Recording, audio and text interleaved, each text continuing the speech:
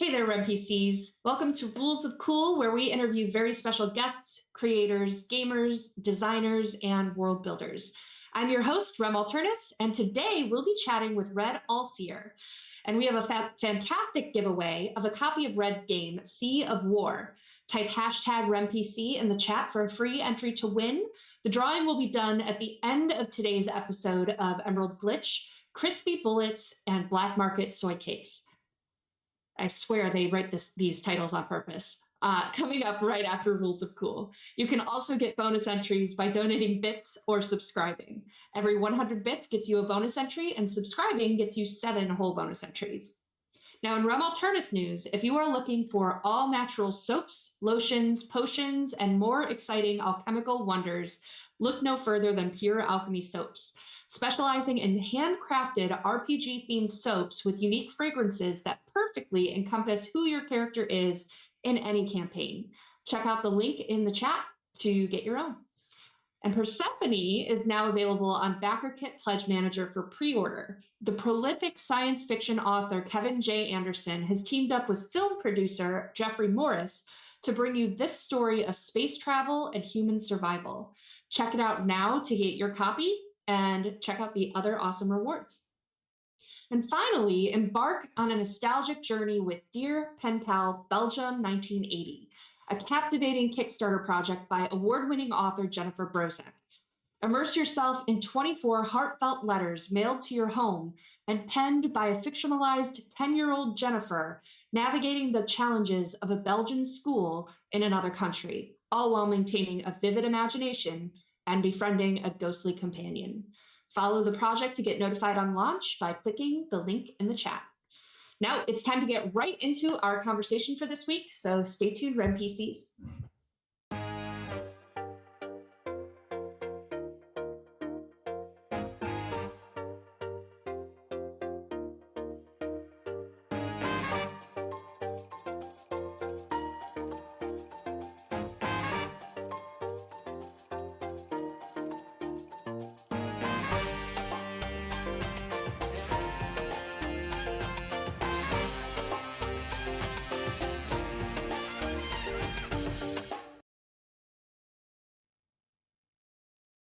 Hey everyone, welcome back, and welcome to you, Red. It's so good to see you again. Great seeing you, Rip. Red and I got to meet at Genghis Khan. God, what year was that? Oh gosh. It was pre-COVID. Yeah, it was 2017, 2018, something like that, or maybe? So, back when I was a 15-year-old girl, no, I'm kidding. So it's been a while, but I remember at the time that you were playtesting your game, Sea of War, and so I can't wait to talk to you about all of that kind of stuff. But I want to get the audience caught up with what I know. So we're gonna go through the questions, even though I'm dying to know. So I love to start the show with the same question for everyone, which is, what is your history as a gamer? How did you first get into it? Well, so for me, my history is kind of a young one. Is that when I grew up, I was in a sports ball household, and being a geek really wasn't a thing. So I kind of clung to my Godzilla, and that was kind of it. I'm a huge Godzilla fan, but I really didn't get into like comics, and I didn't get to do a lot of the geeky stuff until I got older and moved out on my own. And so it was probably in my late 20s that I actually got to jump in and become kind of a geek. And at that point, started developing games.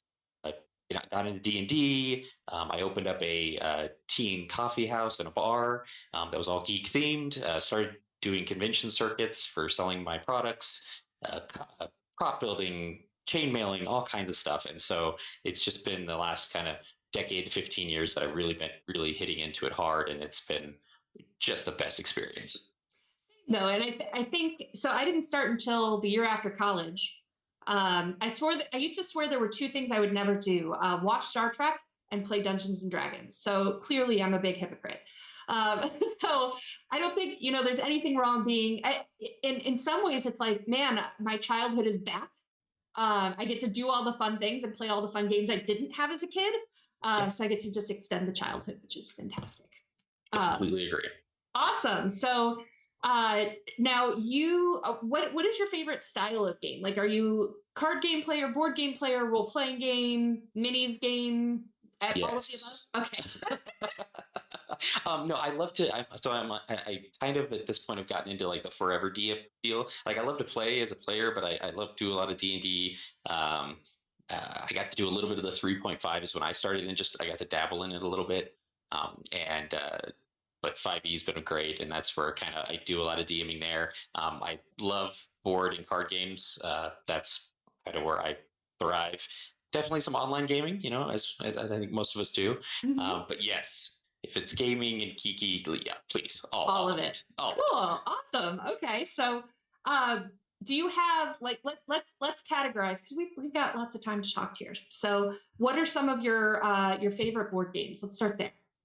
So I'm a huge strategy fan. So Axis and Allies, Star Wars X-Wing, Star Wars Armada, anything that kind of is, I mean, Risk. Got to have the classic Risk even.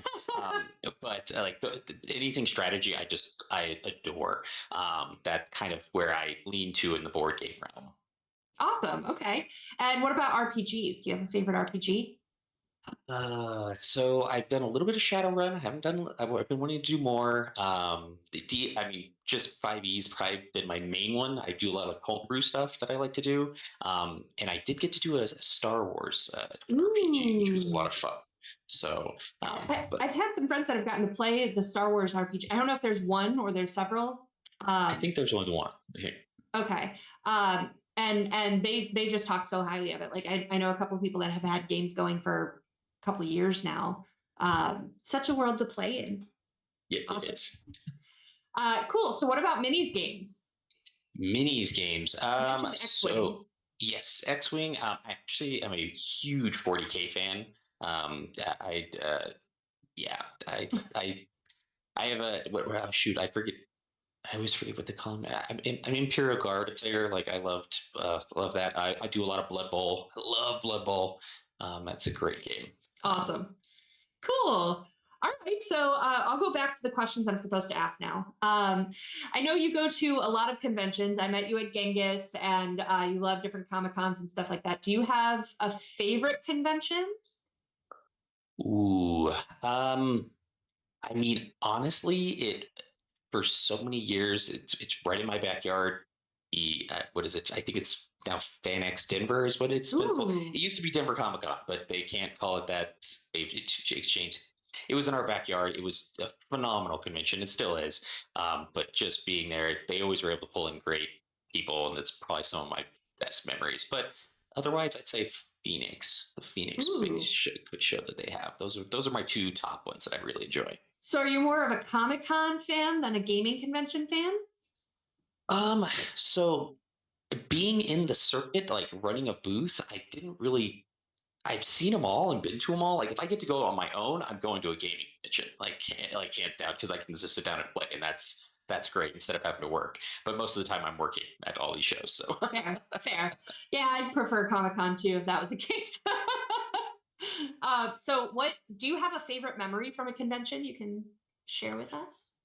I think my all-time favorite memory was getting to meet some of the cast of Critical Role. They actually came into my booth because when we were at the show, how our booth used to be, we had like castle walls built, and like we were cut off from the uh, convention goers, and so we had our Mhm. little working area.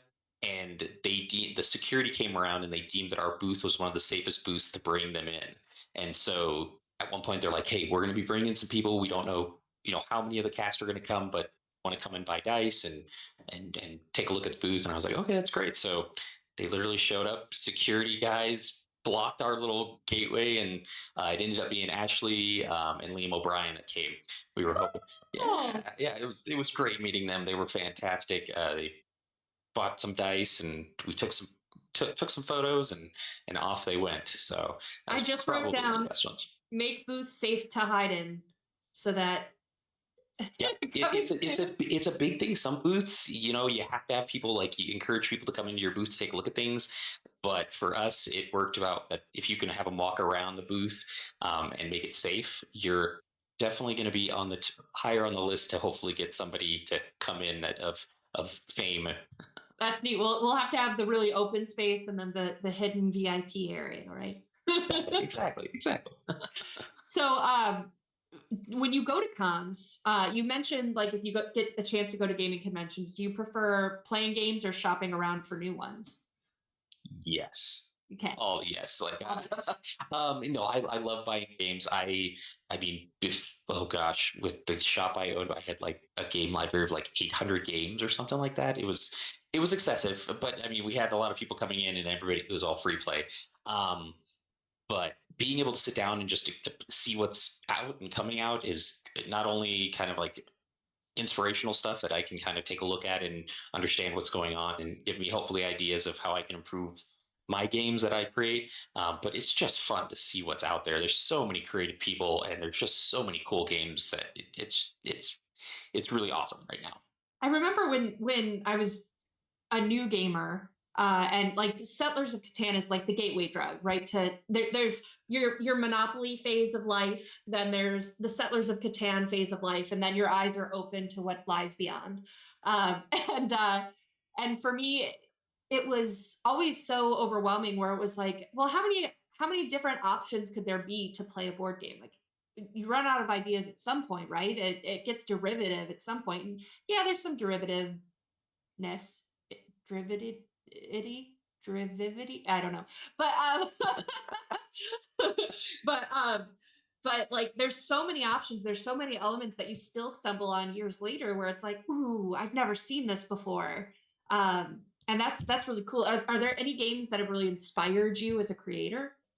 Um, I mean, yes, there are just it's hard to for me, it's hard to because I'm a huge strategy player, like I said. So there are aspects of strategy games that I just adore, and then there are other parts of like, why would you do this to somebody?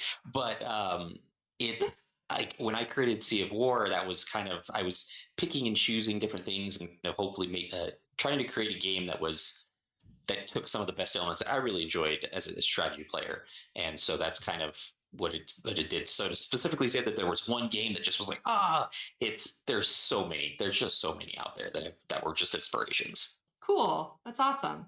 All right.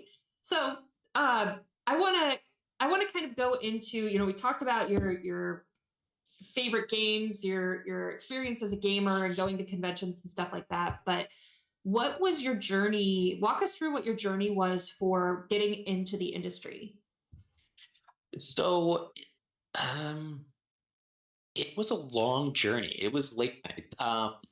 So it basically when I first had the idea to that I'd like because my one of my buddies and I we had tried creating a game a few years prior to me creating Sea of War, and we just never got anywhere with it. The play testing and that type of it, we just kind of petered out. So when I decided to create Sea of War, it was just oh, well, let's see if this is going to work even.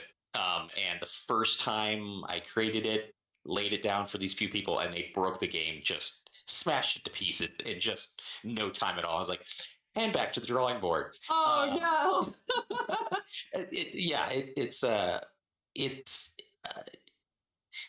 just putting a lot of time and effort trying to be really open to suggestions, but also being very wary of how many suggestions you get because everybody's going to have a suggestion for you, no. Right. and it's a weird balancing act of trying to take certain aspects and certain suggestions and then just knowing that some people are just going to be giving you their idea of what their game would be, and that's Right. great. But at the same time, if you're so closed off that you're not going to take suggestions, it's just not going to be a fun game in the end. So Right. Yeah, I think that's a really interesting point in terms of creating a game, designing a game, and then that playtest phase where it's like, this is my baby, my blood, sweat, and tears that I'm putting on the table now, and everyone just defeated it in 5 minutes, and I thought it was hard. And but like yeah. it's great to have those kinds of playtesters too, because you kind of want to understand that balance where it's like, what can they figure out, what strategies are they applying that maybe I didn't anticipate. So that's really interesting, and being able to draw that line of like, ooh, that's good feedback, or let me see how that would balance if I were to do that versus like, no, that's not the direction I want to go with this game. Yeah, exactly. And I mean, luckily I did luck out and had a roommate that was very OCD, and I even told him, I said, hey, let's sit down and play this, and feel free to break the game, do whatever you're going to try. And again, it was one of those within just a couple of minutes. It was like, oh, I definitely overlooked that rule. I mean, we've all played games that there are certain rules where you're like, well, how did they miss this rule? This rule, why is that rule not there? But that's where you can come in and create your own house rules and that type of thing. And we know that happens. No game is going to be perfect in every single way. There'll be a lot that you can do a lot of awesome things with, but there's always room for improvement. Yeah, no, totally. It's I wonder if almost with my approach, because sometimes you have those defense mechanisms where it's like you want to protect your pride or your baby or whatever like that. I wonder if almost mine would be like, is it a design flaw or a feature? It's always going to be a flaw, but I'm going to say it's a feature. So awesome. Cool. So that kind of explains starting to design Sea of War. And I want to get more into sea of War in a little bit here. Are there any other games you've been working on that I could be excited about coming down the line? Yeah. So I actually have probably a half dozen games in the pipeline. I'm trying to get it into a schedule of every other year, starting this year, releasing a new game, and then releasing an expansion pack for Sea of War. Ooh, Because Sea of War is my big baby, and that's the one that's like where I focus everything. I have a lot of plans for that one, but I do have my next big game that'll be hitting Kickstarter. I'm going to be pressing Kickstarter this year for it. Is going to be called House of Joust, and you are knights jousting. And so it's that one will be a smaller two-player game probably. neat. Um, yeah, I try, but I have the one I'm really excited for is I'm gonna have to one day I'll have to like reach out to Matt Mercer and make sure he doesn't like get after me. But he came to me in a dream, not that type of dream. But he came to me in a dream and like gave me the rules to this game that I've been working on, and I just it's one of yeah, I'm really excited for that one. I don't have a name for it yet, but when it does, you'll be the first one to know. Awesome, awesome. And something that we should talk about at some point. Usually, I bring this up offline, but you guys get a peek behind the curtain sometimes. Once a month, we do a one-shot show here on Gen Con TV. Right after this, we give the Shadowrunners a break. They need downtime to buy new stuff and spend their karma. So if there's ever like if you ever want to run Sea of War on Tabletop Simulator or something like that, we should figure that out and do that. So Absolutely, cool, absolutely. cool. Um, all right, so we talked about your game designs, but you've also made a career out of gaming through you talked about this right at the beginning, Lair of Abraxas. Mhm. Um, what was that like? What was it like having a bar and tea cafe and hookah lounge and was there hookah there? I'm remembering Yeah, right. yeah, Yeah. there was. It was exhausting. Oh No, no. no, it was probably the one of the best experiences of my life. Being able to create something for the subculture, the LGBTQ plus community, to be able to create something for the community of the all of us weird folks, or the ones that are odd in society. That was probably just the best experience. Like losing that company, good old pandemic, uh, was a hard hit, but it's one Yeah. of those that it was a phenomenal experience. It was a lot of hard work, a lot of long hours, Yeah. but the payoff was just uh, knowing that I made a difference in some lives. I'll never be able to forget that. Is that something that along those lines you might consider doing again one day, or is it like, all right, that was a wonderful chapter of my life, but it's time to move on to other things? No, I would absolutely love to do it again. I will, at some point. That's when I'll start looking for investors and trying to break into that again, because it was not only do I have the knowledge now of how to make something even more successful and just even better than what it was, which I thought it was pretty dang good. I mean, I think, did you ever get to go? I don't remember. I got to go once. The week actually I met you guys. I was flying out late Monday, and so Riva drove me around, and I got to stop by. And guys, like, let me tell you, this place was like You ever know when you travel and you walk in somewhere and you're like, can we transport this home so that I can, like, this is comfort to me. And so, gosh, to explain this place, it was, and what you built. Like one half of it was a board gaming area where you could do hookah and stuff like that. The tables were like board games with resin poured over them. There was nerdy art on the wall that could be sold. There was books everywhere, comfy throws. There was even like a beautiful like round RPG table that you could sit at. And then the other side of it, the other half of it, you actually walked through a TARDIS door. So, you know, it was bigger on the inside, and the whole theme in there was a Viking sunken ship. You'll explain it much better because you know all the lore and nuance behind it. So tell us about that room. So the Viking meat all, the drinking Yeah, hall, as we, oh yeah, my gosh, yeah. So that was called the Great Hall. We did meads and ciders on tap, and that was pretty much what it was. It had a 20-foot long, basically Viking table that we had custom built for us from a woodworker that was in Longmont, and he it was a gorgeous table. It was, we had the murals on the walls. It just, we tried to make it just as immersive, but to come in and have a mug. We had horn mugs that you could drink out of. We did, oh gosh, we had all kinds of stuff. It was just, it was, we wanted to create a place that you could kind of just get lost and enjoy the atmosphere, sit down with your friends, play a game, have a drink, and just go from there. And so it was just, it was our safe haven for kind of the geek community, and that's what we wanted to create. the details that went into this place is what really made it stand out to me. Like, so you know, like when you go to a doctor's office and you have that lighting where it's the panel lighting above you with the Oh yeah.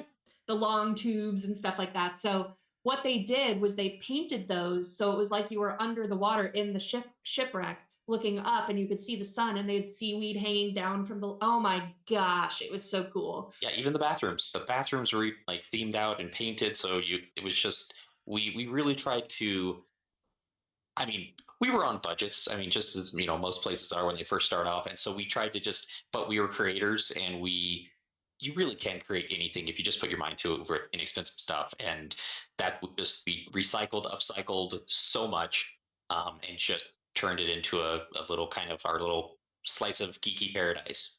Awesome. Yeah, it was so cool. So that was a part of kind of industry adjacent where you were still, you know, within the gaming industry because that's what you had built.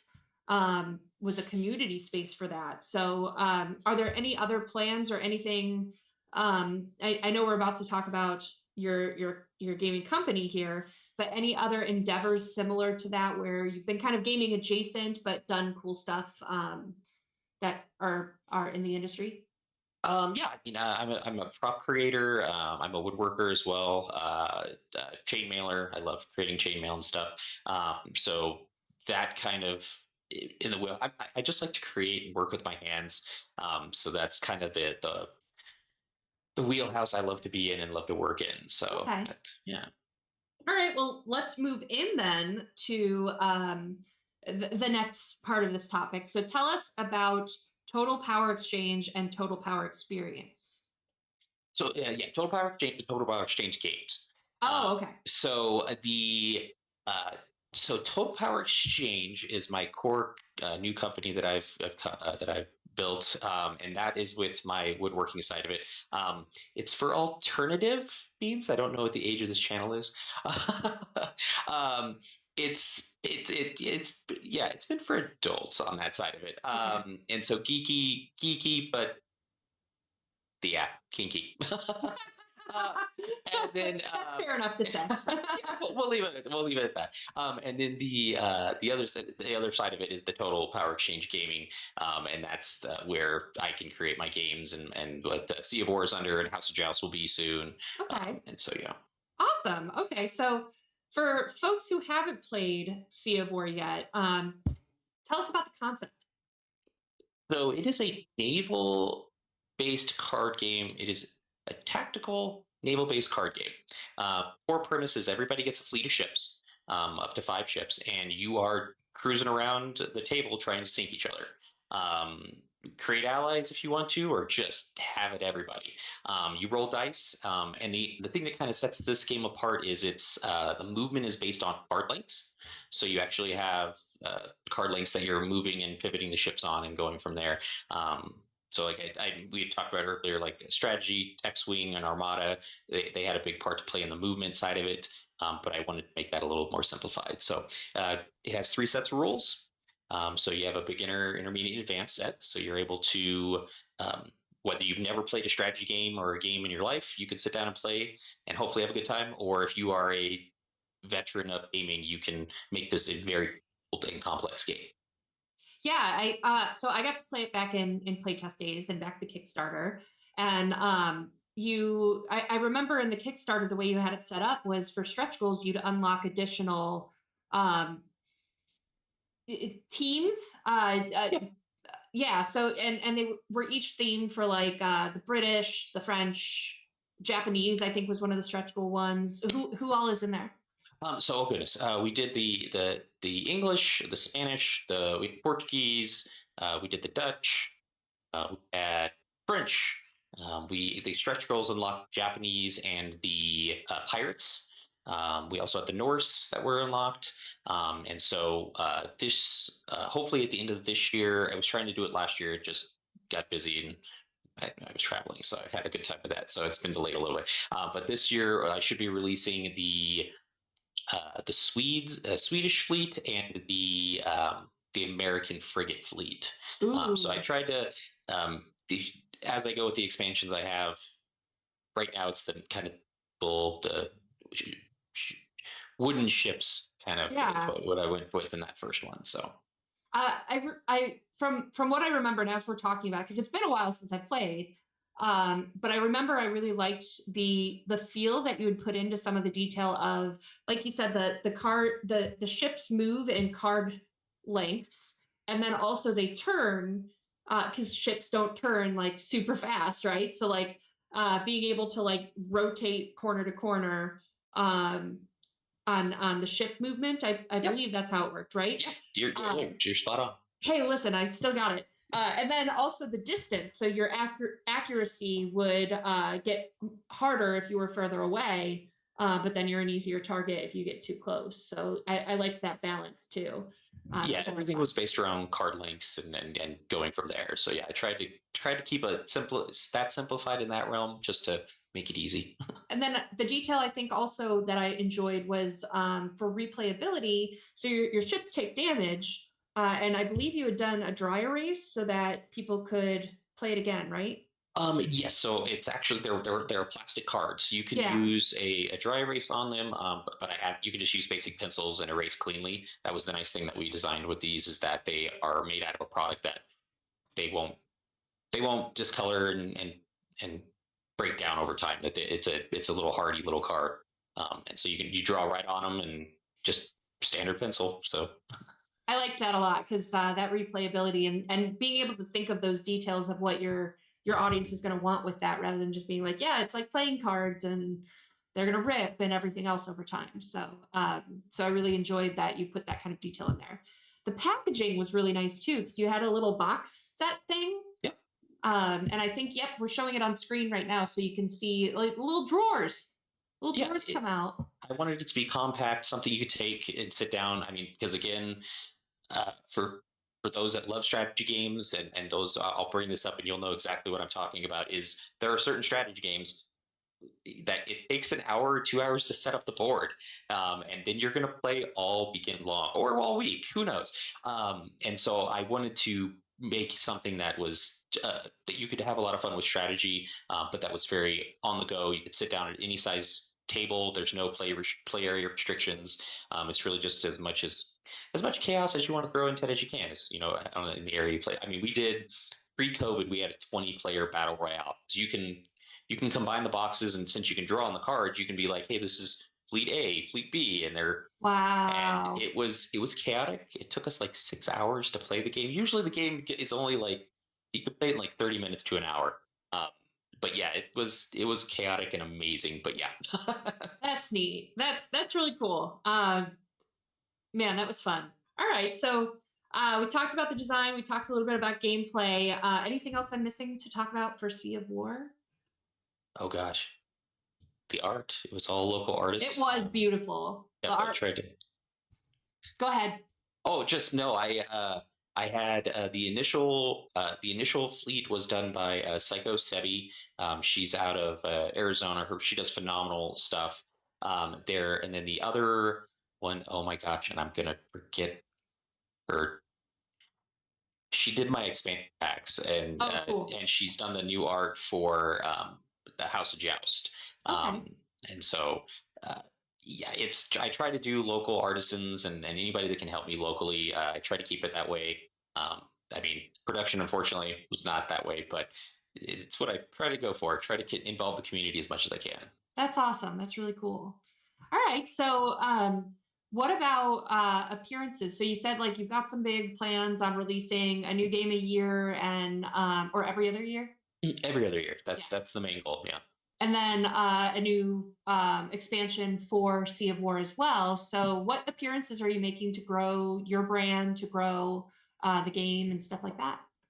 So last year was kind of a rebuilding year for me. Mhm. Just a lot of change in life, and the last couple of years, as we all experienced, was just kind of rebuilding and kind of pulling back things because well, COVID put the layer in the Great Hall down, fortunately. So that was just a big blow. So just kind of rebuilding back was kind of last year, and this year will be a big press to push back into the conventions again and get back into the main circuit because last year was really wasn't a lot in the circuit, Yeah. and that this is kind of picking that back up and getting back out there. The House of Joust is pretty much as that it needs a little more play testing, but most of the designs are already done, and Kickstarters hopefully should be able to go within the uh, next few months. We hopefully should I Awesome. should have that up and going. Awesome. That's great.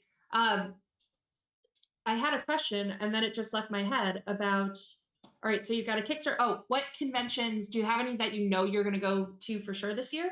So as of right now, the only one I'm for sure confirmed for will be the big show in Phoenix. I think it's Phoenix Fan Fusion. I think Ooh, okay. that's the big one. And then beyond that, I'm trying to do Convergence again and see if I can get back into Dipper under.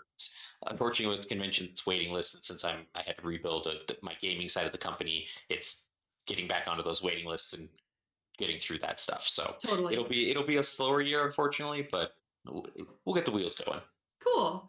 Well, gosh, I think in terms of Sea of War of Total Power Exchange, and like I'm excited to see where you go this year and where you end up because Thank you. I know you worked really hard and tirelessly on Sea of War back before COVID and everything else. So I can't wait to see how now that you've got your feet under you again and you're collected, how you are able to push forward. I think that'll be really neat. Yeah, I'm looking forward to it. I think it's going to be it'll be a great experience as they have been, and having a great community and having support those around me is what makes the difference. So Awesome. So you've got another talent that Tyler brought up to me, our tech and producer here on the show. You are apparently a pretty incredible minis painter. I think any artist is gonna like, no, I'm not that. I know how to paint. I like to paint. How did you first get into it? So I that was one of the few things that it was that I got into that was right as I was getting into high school. So I was kind of breaking chains a little bit of getting some of that geeky experience, I guess you want to say, and getting away from uh, not being able to do that kind of stuff. And so I initially had gotten into 40K, and that was started with the Space Marines Army, and also started into Blood Bowl. And those were kind of just realizing like, oh, I can because even when I was a little kid, I did models of like, war vehicles and stuff like that, and minor painting and creating stuff like that. But it was really when I started to 40K and Blood Bowl that I was able to start kind of creating the techniques of painting and understanding, the nuances and how to do that stuff. Just Do, it's my guilty little hidden pleasure that a lot of people usually don't know about me. well, now they do. Now they do. It's out. I don't know how many are in chat right now. What's your favorite kind of mini to paint now that you're into it more? Uh, all of them. I really I like to paint creatures. I really especially for like my campaigns. Like I painted cool dragons and mind flayers and all kinds of good stuff, fairies and just But it's the soldiers and I don't know, painting in it like the Imperial Guard armies. You just hate yourself a little bit because there's just so many models you have to paint. Well, um, I do have to correct you and tell you that you are wrong about 40K. It's all about BattleTech. And here, actually, I need your honest opinion here because I just recently painted my first mechs. So this is my Rifleman. okay, Rifleman. okay, yeah, yeah, I'm seeing it. Yeah, I think I've got my. I should change my lighting. I've got my pink and blue lighting, so it's yeah, yeah, really hard for yeah. you. It's a little hard to see the colors. Hard for you to see my pink and blue mini. I have a theme, let me change my lighting. There we It's a go. good thing. There. So now, Oh heck yeah! Wait, is that yeah, like you said that's your first mini? yeah. Oh, oh hell, that's so much farther than where my first mini was. My first mini was like spray painted black, and I slathered some random paint on it. I was like, this is good. I was getting mad at it because I used for BattleTech. They have a partnership with the Army Painter, so they Yeah, have a little yeah. beginner set. So I used that, but I was a little mad because I couldn't get the colors. Like it's Pepto Bismol pink instead of like fuchsia pink. Okay. So I was mad because I couldn't mix the correct brightness, and I was mad at that. And then the other one I did um, is if Big Red is still in chat, I think he is. Tell me if I'm wrong on this. Is this the Centurion? Um, but these are both in the beginner Yeah, box. So yeah, yeah. Heck yeah. It's yeah. The journey for painting is just I do love it. It's so much like getting into. It's when you realize like the highlighting. It's the see all the new terms, and I just do my thing. like dry Zenithal brush. dry brushing, yeah. Zenithal highlighting, and so that's using like a white or a black paint under certain areas or spraying it from a certain angle so you get those natural highlights on the model after Ooh, you go into your okay. painting. And then really just highlighting is just simply adding a little more white to every, so like to get that closer to that fuchsia pink you want, Mm-hmm. just add a little white into your pink, and like it'll start lightening up. And as you build your layers on certain areas, you'll it for me it helped. I would take pictures of things and see where the light would bounce off the model, and then that's where I Ooh, would know that, okay, like this part of the model I'm not going to paint much because I want those shadows. Like, you slap some color on there and whatnot, that's but it's clever. yeah, yeah, yeah. Yeah, It's I love painting. I was thinking about it. So as I continue painting, I think like I really want the like new car shine, like shiny Corvette kind of like shine to it. Yeah, Not the like I've been in battle for 2 weeks and I'm dirty and rusty and stuff like that. I want like fresh new off the car. line, fresh Right. off the line. Yeah, Right. yeah. So I was like, how do I get that shine where it's like, the sun just blinds you if you're driving behind them on the highway, like you do with bottlenecks. So Let me know. I'm happy to sit down and we can video and paint together. I'm happy to do awesome. that. I'm planning on doing so. Those are the beginner box, and then there's the essentials kit. Um, so there's two that come in there that I want to paint, and then there's the beginner box, which I think has 6 or 8 of them. Um, so that's gonna be a whole thing. Oh, it's a thing because you're gonna paint some of these models, and then you're gonna learn different techniques. You're gonna be like, I have to go back and strip these models and redo Oh this again. no! It becomes an endless cycle. It does. It does. Oh gosh. I want to eventually. So we moved recently, so I'm gonna have little white floating shelves, and then have like some of my BattleTech and Shadowrun stuff up there. So I want to be able to have a place for my minis up there. So Oh yeah. Oh yeah.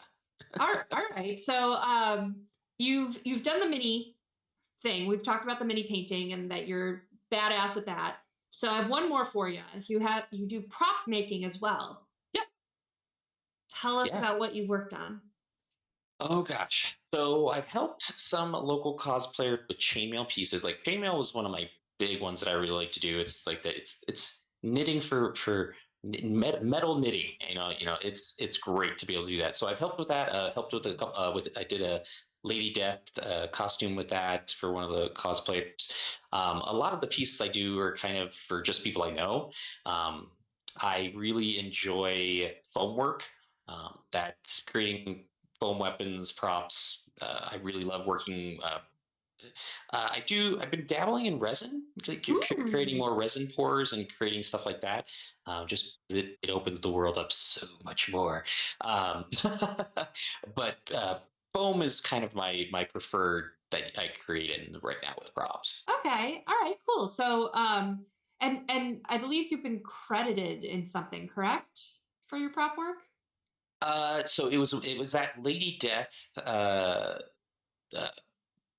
it was she works directly with the creator of Lady Death, and Gotcha. they Okay. kind of yeah, and they created that side of it. But yeah, I haven't been not yet. I haven't been able to be picked up by anybody that oh, Neato. oh yes, yeah. Well, they'd have to share you with game design because some of these hobbies are time intensive, and as you get further and further, you get less and less time. Like I remember recently, I've been looking back on like 10 years ago when I was like, "Oh, I'm too busy to do X, Y, and Z." I was like, "You lying." I can't say it on Gen Con TV. So like I had so much time back then I could have done, and now I'm like, this is what busy looks like. And in 10 years, I'll also be like, oh, you sweet summer child. It's I agree with that completely. It's I think that's with I think that's with any and all creators is you're like I can oh this is so much stuff I'm doing, and then you get farther and farther and you're like I had no idea. No not idea. even a little. Well, awesome. So we talked about, gosh, so much. So as more and more comes out, and with your trajectory with Total Power Exchange, where can people follow you and find you to keep track of what you're doing and where you'll be and what's coming down the pipeline? So, I mean, my Instagram is probably the easiest way for me personally, and that's just under Red Allseer. Okay. If you look there, otherwise my website again in that rebuilding phase, so getting everything up and going again. But yeah, just totalpowerexchange.com. Exchange is not with an E; it's just the X and then change. That throws off Okay. it throws off everybody there. But those will be kind of my main areas. I'm working on. I do have a TikTok created. I haven't been able to get stuff created there, and I'll be working on a YouTube channel here this year as well. So Cool. kind of again that rebuilding phase, and becoming a phoenix, rising out of the ashes and creating something new. So That's awesome. That's so cool. Gosh, thank you so much, Red, for all your energy, all your enthusiasm, all your hobbies. Really great to talk to you and have you on and just reconnect after so much time. And I can't wait to run into you at cons and have you see what new games you have, play test them, and watch you grow. thank you, and thank you for having me on. I really appreciate it. It's been great seeing you and catching up. Absolutely. So yeah, we will have to do more of this in the future. Yes, please. And in the meantime, don't you go anywhere because we will be right back after a short break.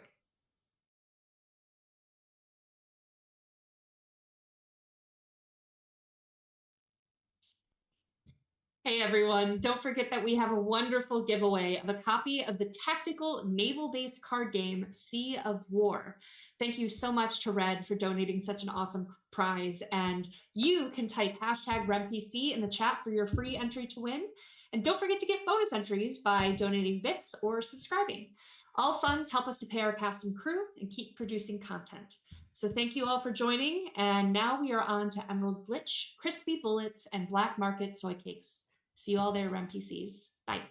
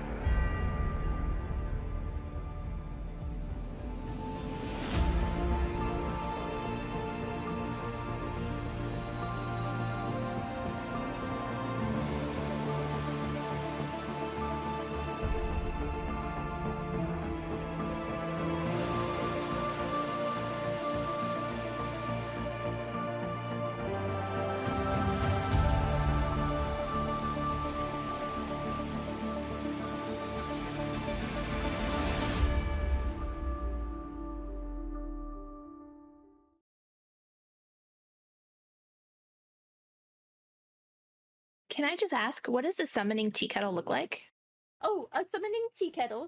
It is made out of cast iron that has been painted ritually with symbols uh in blood, obviously, that are Oh, then coated obviously. and shellacked over so that they don't flake off, that way it can last for centuries.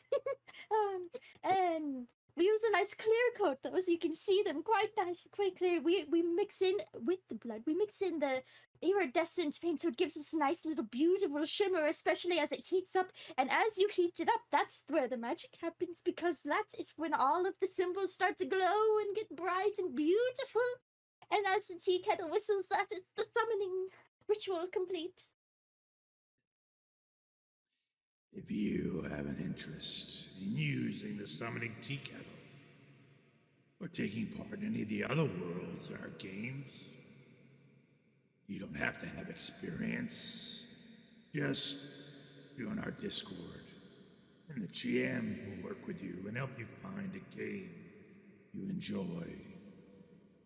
The link is in the chat. Ready to level up your cosplay game? Check out the Geek Forge on Etsy. With a variety of props to give your photos that extra spark, you'll find just what you need. Hold magical fire in the palm of your hand, or take a potion to restore your mana. With a large variety of colors, you can choose your own magical flavor for your cosplay. Bring drama to your photo shoots with these vibrant props and more, all available at the Geek Forge. Are you ready to level up your cosplay?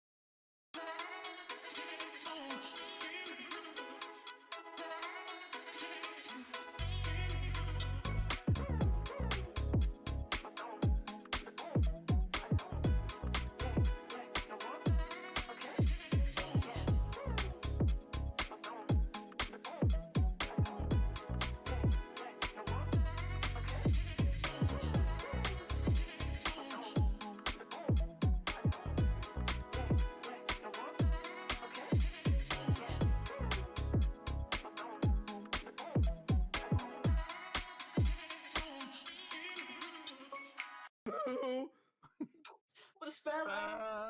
Spells. She says spell like 92 times. Spell, spell, spell, spell, spell, spell, spell, spell, spell, spell, spell, spell, spell, spell, spell, spell, spell, spell, spell, spell,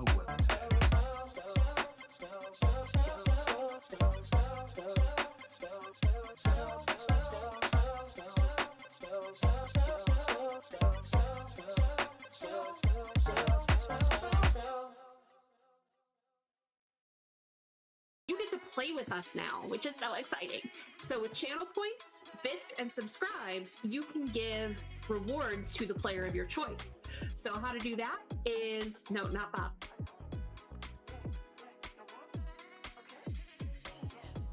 Channel points, I believe it is 500 points, gets you NERPs, which is +3 to any dice roll to the player of your choice. For 1,000 channel points, you can do a point of edge to any player. And for 2,500 channel points, you can do 4 edge to the player of your choice. Now for bits, for 100 bits, that's $1, you can do the NERPs. For 200 bits, that's $2, you can do the point of edge. Or for 500 bits, that's $5, get 4 edge to give to the player of your choice. And finally, again, the subs, if you subscribe, you can give 4 edge to any player.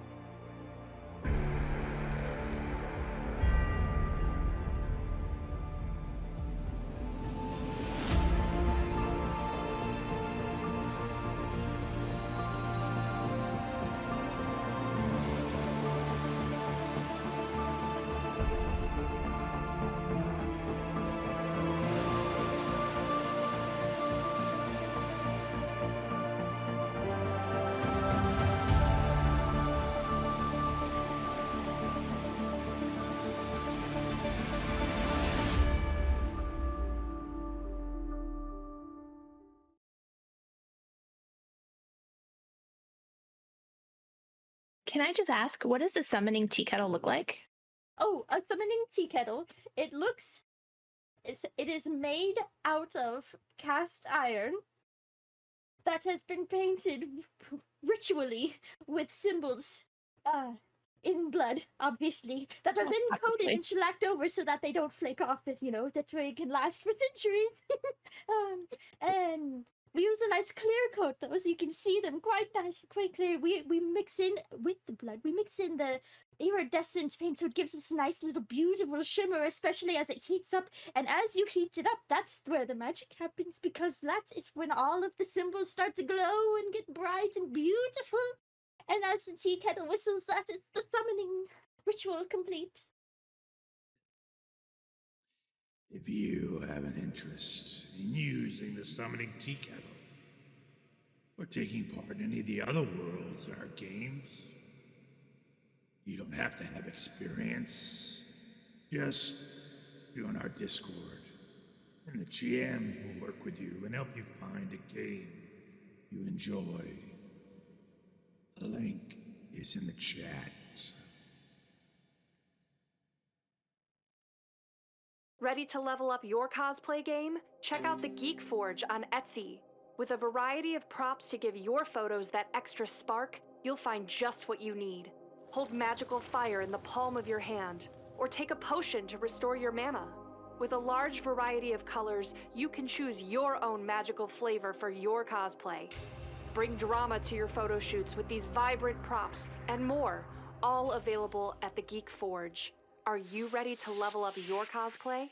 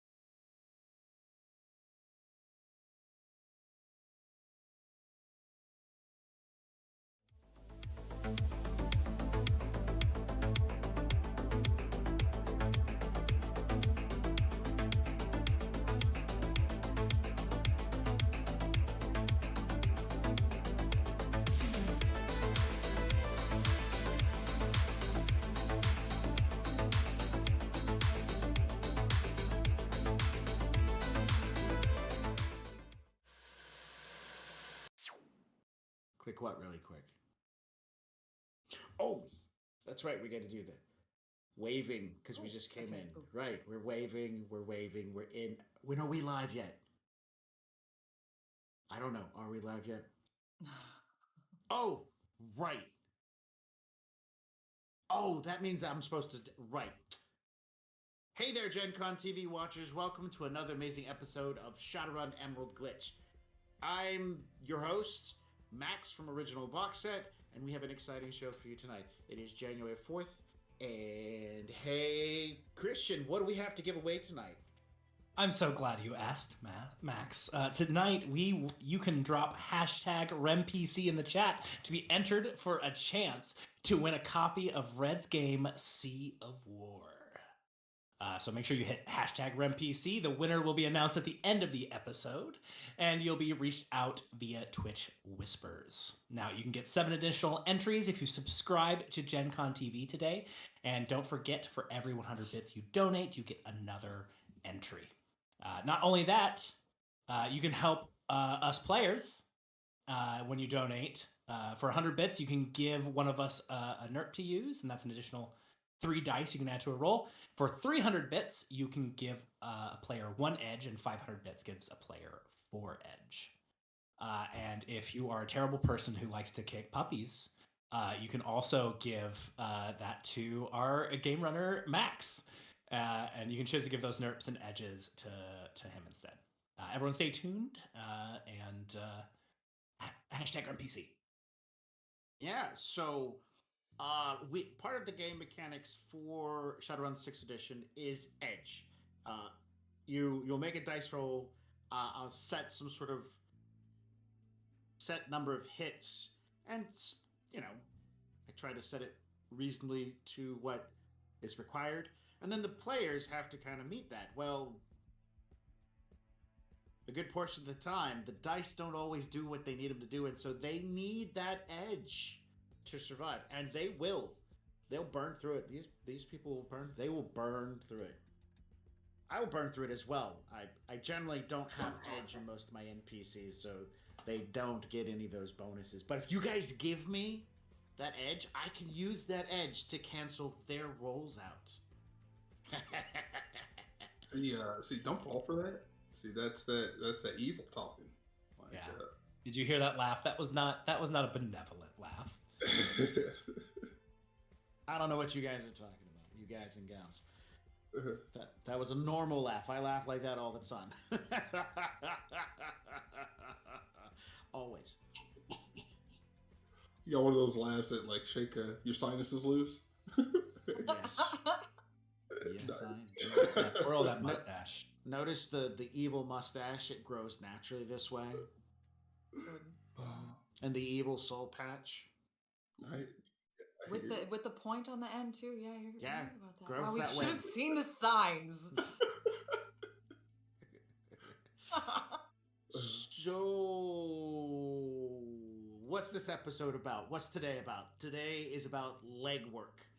Now, it's a term that if you're in the business, and I don't necessarily mean, doing crime, but a lot of businesses will refer to legwork as that task of getting stuff started and finding out all the necessary details before you move forward. There's other terminology, but for the Shadowrun world, the runners must do legwork before they do the crime. Wait. Let me take that back. They don't have to do the legwork before they do the crime, but they can do the legwork before the crime, and they have a greater chance of surviving, greater chance of being successful. And last we left off, they were about to go into some more legwork. Why? Because a lot of things had dynamically changed. They had gotten Elwyn and Seraphina safe back to Seattle, and in the process, they reached out to the person in question, Icarus, or their contact to be able to get in contact with Icarus to get those awesome level 6 sins set up so that they could head toward Emerald City and get through all the checkpoints, but something didn't go right. But that happens a lot. And now Icarus is out of circulation, out of just not going to be around for a while. And apparently, this new person's name come up. Yokomi. You guys remember that name drop last session? Yokomi? And it's like Yokomi, who was responsible for all this, was setting everything up. He, apparently, was the one who got Icarus. And it's like all these names and a whole bunch of stuff has just come up. And the group had a chance to kind of like center around and have a chat. And we pick up while they're being busy. You if you pay attention, you'll probably be able to pick up on some of the answers to the questions you probably have from last session to this session. But we are going to kind of focus in on finding out what the group is doing. Now, Steel Tiger, you have actually been quite active, seeking out a decent amount of information, a decent amount of probing, trying to figure out what needs to do next, because you're still in on it. I think everybody's still in on it. Everybody's still in getting the job done, right? Yeah, the job is a lot of money. You were promised quadruple from Curie to finish the job. Yes, that's a lot of moolah. And so yeah, I've been trying to do my due diligence, cross all my T's, dot all the I's, and Steel Tiger's been doing some leg work into some of Ikomi's other holdings, to see if there's anything that we could raid easily or mess with anything, just to get their attention and get them looking this way while we're actually trying to take out the actual target. And so it seems like the Skyrise Tower properties is something that we could look into. It's one of his largest holdings besides the elevator. I was just wondering if maybe we could see if there's an angle that way. Otherwise, we could like mess with the stock prices, I guess. But that'd be an our coal and convoy territory, because I have no idea how many zeros and ones I'd need to shift to make that happen. A lot, my friend. A lot. And there would be a lot of people paying attention when those ones and zeros start shifting around, because that's their money, and not like the little bits of money, the big bits of money. So, your questions that you were asking me during the break were related to the dragon in question. You guys haven't really kind of reached out to your contact just yet, the Johnson, and tried to clear things up there either. Because if the Johnson, and this is a call that you guys get to make, nothing I'm going to push you toward. The Johnson set the job up. The Johnson was the one talking to whoever he was talking to. And Curie has come out saying, oh, the whole job was based on this Yokomi guy. And Yokomi apparently killed off one of the allies that were going to help you get this whole ID thing. So she said, keep going with the job. And so you have. Ixnay the Johnson, move forward. Or did somebody want to actually kind of reach out to the Johnson and say, hey man, what's going on? Are we still good? Because the Johnson was supposed to get you the explosives. Oh, if that's the case, I would definitely contact them to at least get the explosives. Okay. Well, we'll start there. We'll assume that this is any given time after the end of last session. Hoodville 2, by the way, still needs to be renamed. You can keep it Hoodville 2, but I mean, you get the choice to rename it to whatever you want. The Johnson Plague Town, what? Hood Town. Hood Town. No. I will make notes. Hood Town it is. Or actually just Hood. Like, Hood? you know, why not? I used to live in a city called Hood. Right? Yeah.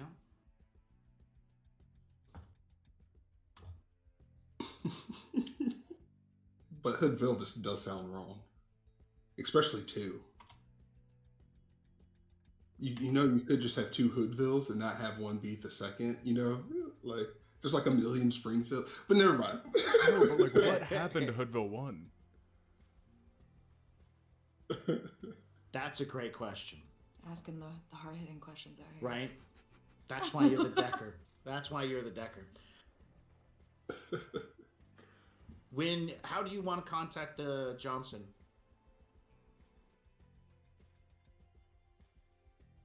Typically I would say call, but the way you asked that after hearing your laugh, now I'm sitting here like a carrier pigeon.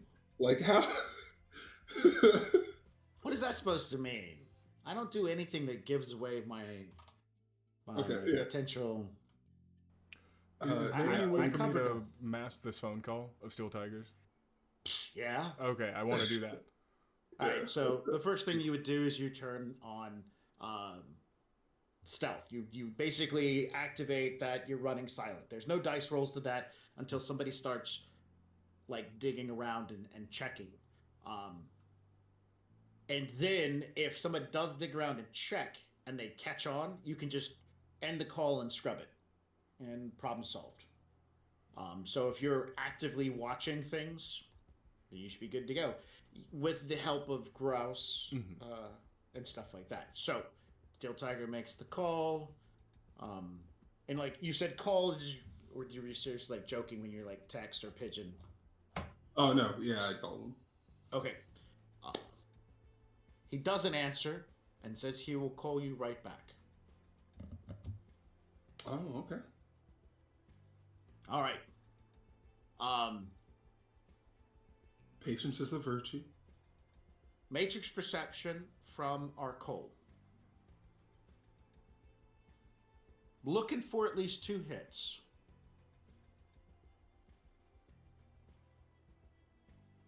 Oh, did it not go through?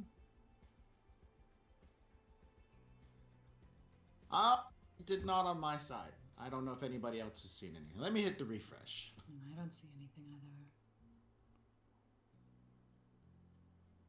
Oh, that's super weird. Okay, let me reopen that super quick. Sure.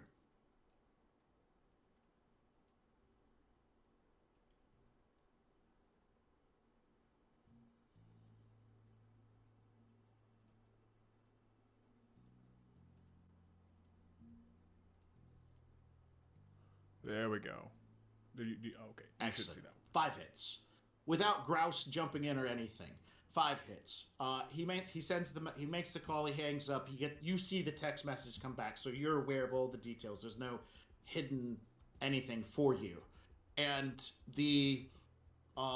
your your baby monitor jumps up 8 points. Right after the text message comes through. Got it. Which basically translates into there is a number of active data searches now going through here. Other things passing through the area, doing searches in this area where he just made a phone call from. Trying to track him down. You're stealthed right now, right? So nobody's seen anything, but you started noticing that things started picking up. Just until a persona shows up, until a agent or a sprite or anything shows up. Right now it's just like preliminary looking, and you don't have any opposed dice rolls, but you will notice that the Overwatch score just jumped up for the area. You haven't done anything illegal, so it doesn't apply to you, but it gives you an idea of like the heartbeat of the Matrix in the area, that people are now looking. Got it. I'm gonna signal to Steel Tiger without making it audible, or well he's only texting. So I'm going to let him know that we've got eyes on us, or trying to, anyways. Oh, okay. Like, can you hide us even if I have an active phone call or anything going on, or should we just go where they're not looking? we're not doing anything bad right now, but we are trying to secure explosives. I don't know what they want, but there's something shady going on. If you think that there's a good chance that we can secure those explosives, then I can do all I can, and I can let you know as soon as I start struggling. Okay. Hey, Orko, what you up to? I mean, Convoy, what you up to? I'm probably just working in my shop. I can answer a call. What's up? I mean, howdy. Yes. How was Mama Bear doing? Well, Mama Bear's all right. Just minor damage. I had to fix the lights a little bit, but otherwise pretty good. I was wondering if you could come pick me up and just take us on a drive somewhere. Yeah, 10-4, good buddy. I'll come pick you up. Appreciate it. See you soon. All right. Becoming mobile will aid in making it harder for people to pin you down. I'm also assuming that your first initial phone call wasn't made from the tea shop. I mean, I originally thought it was. Okay. But now that you've been stealthed already, so you're making a decision, I need to not be here at this location as things move forward. So we're gonna work it this way. You walk up the street, you wait by the sidewalk for a little bit. Arcole, are you going with? Are you gonna hang out at the tea shop or crawl up in Mama Bear with, or what? All right. So as Mama Bear pulls up, the comm in question for Steel Tiger. I was muted for that moment. I'm hopping in Mama Bear. I'm coming along with. I was muted on OBS. Sorry. Oh, right. Gotcha. So as Mama Bear pulls up to a stop, and you two are about to get in, Steel Tiger, the comm in question that you're looking for a communication from, rings. And it is your Johnson. I'm gonna screen it and then send him a text. I will call you right back. Area's not safe. Be just a moment. All right. Arcole, I'm going to say that you're carrying that same matrix perception as you climb in.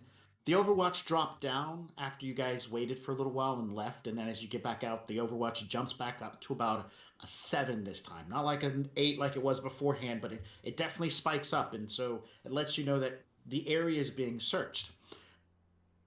Visually, I'm assuming you guys could easily make a perception check. There are the normal day-to-day drones zipping here and there, delivering mail and stuff like that. A police drone that is in the area patrolling makes a beeline, turns, and starts heading in this direction as you guys are climbing into Mama Bear. So, you get in Mama Bear. Does Mama Bear have any sort of noise jamming, signal dampening tech to help out, like a white noise generator? I don't think I do have a white noise generator. Does anybody have a white noise generator? I do. Cool. All right, so as you guys are climbing in, you open your satchel, you pull out your white noise generator, and it comes apart. Look on your character sheet real quick. Read what it says right next to your white noise generator. In pieces. 3. Yeah. 3 what? Oh, 3 no, pieces? that was its rating. Sorry. But yeah. I thought thought it was specified 3 pieces. But no, it's in pieces. You open it up and your white noise generator comes out and it is not okay. It comes apart. This is a piece of solid state tech, by the way. It doesn't have screws that you can easily access. That's not the only thing broken in my bag either. Oh crap! What are you talking about? So is my flashlight, and so are my goggles.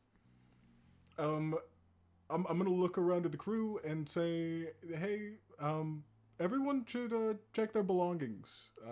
I think something may be going on. Okay, yeah. I'm going to furiously check my bag. Sure. So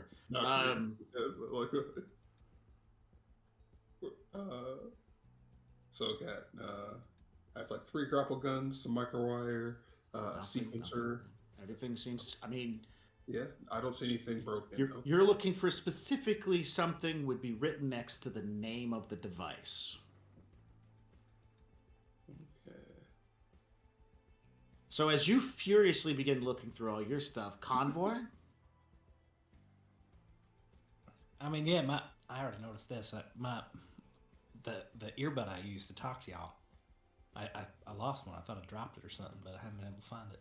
And you can't even use your Wi-Fi to find it, because normally you can just be like, "Bing, where's it at?" And you haven't been able to ping it. All right. Right again? That police drone flies past down the street, gets to the intersection, stops, and then begins doing a slow scan back up the street, coming from where behind Mama Bear. So it's gone past, it stopped, and now it's making a slow sweep up the street, checking things like license plates and IDs that are active running on people. What do you guys want to do? Yeah, let's get. All right. Start driving up the road. Bump it up. Bump. Do you got any idea where you want to go? Maybe get on the highway, take some back roads.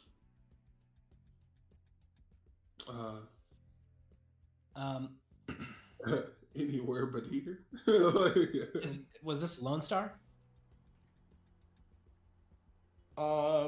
Yes. I'm gonna take us to one of the neighborhoods that is not Lone Star and see if we have the same effect. Sure. So you're heading to... I'm trying to remember the name of it. Tacoma. Or... Yeah, Tacoma's going to be the closest. Steel Tiger, where is your place at? Is it in downtown? It's not in downtown. It is on the edge. It's on the edge between, I don't know the actual names of the neighborhood, but between the nice part of town and like the bad part of town. It's right on the edge. Tacoma. Yeah. That's not run by Lone Star. So that's where you're headed. So it's going to take a couple of blocks before you get into territory that's outside of Lone Star's patrolling. And it's not hard for you to do so. A couple of major highways and whatnot. And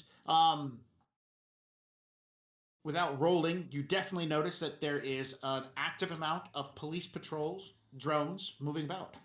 And that does not just mean aerial drones. There are also police cars, drones on the streets, pulling up behind people, and then their little sensor doing a sweep across license plates. And as soon as it does its sweep, it moves up to behind another vehicle. I'm going to require you to either do a reaction plus piloting. I'm looking for a piloting roll and at least 3 successes to avoid having one of them get behind you and run your plates. Not that that would be a problem, but I'm assuming you don't want to have heat right now. No, I definitely don't. Ooh, Oh man, 0. Luckily, I'm full up on edge. 0. And to the audience, this is what we're talking about. Look at that. 12 dice, 0. Do you want to try to tap Randy as well? I mean, yeah, sure. That'll give you 2 extra dice to throw real quick. 1, 2, is that a 3, glitch? 4, 5, 6. It is. Can I re-roll that, or is it a glitch? Oh no, Go ahead. Oh, sorry. Go ahead, Chris. Oh, it's like, I believe, like, if you roll, like, it's either a glitch or a critical glitch. Like, even if you edge it, you don't get rid of, like, the glitchiness. Even though you can possibly, you can still glitch and succeed what you're doing. Like succeeding your action, but if on either your roll or potential re-roll, then you're still screwed. You are mostly correct. If you critically glitch, there's no way to... If you spend the edge to reroll all your failures, you will undo the critical glitch. It could still end up being a glitch, but you can also make a glitch roll and still pass. So if you reinitiate and roll all the failed dice, I think that's 4 edge, right? Okay. Then the glitch goes... the glitch will go away, I do believe. I don't remember I think it's just critical glitches. You're God. You're God. You're fine.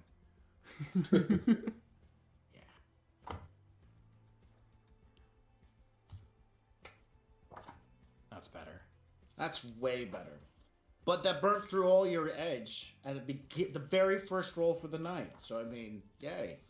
Wait, should I insert evil laugh here? Please, right? It's just a lot of traffic. Not much I can do. A lot of damn traffic. Like, so give a quick description on why you think, because that's technically it was a failure, but then like you probably cut somebody off or something. I don't know. What do you think? Oh yeah, I'm sure I've just like it's bumper to bumper. And I just can't get out. I'm trying to figure out. I go one way, I get cut off. I try to go the other way, I get cut off. And so I think I probably just like let's say.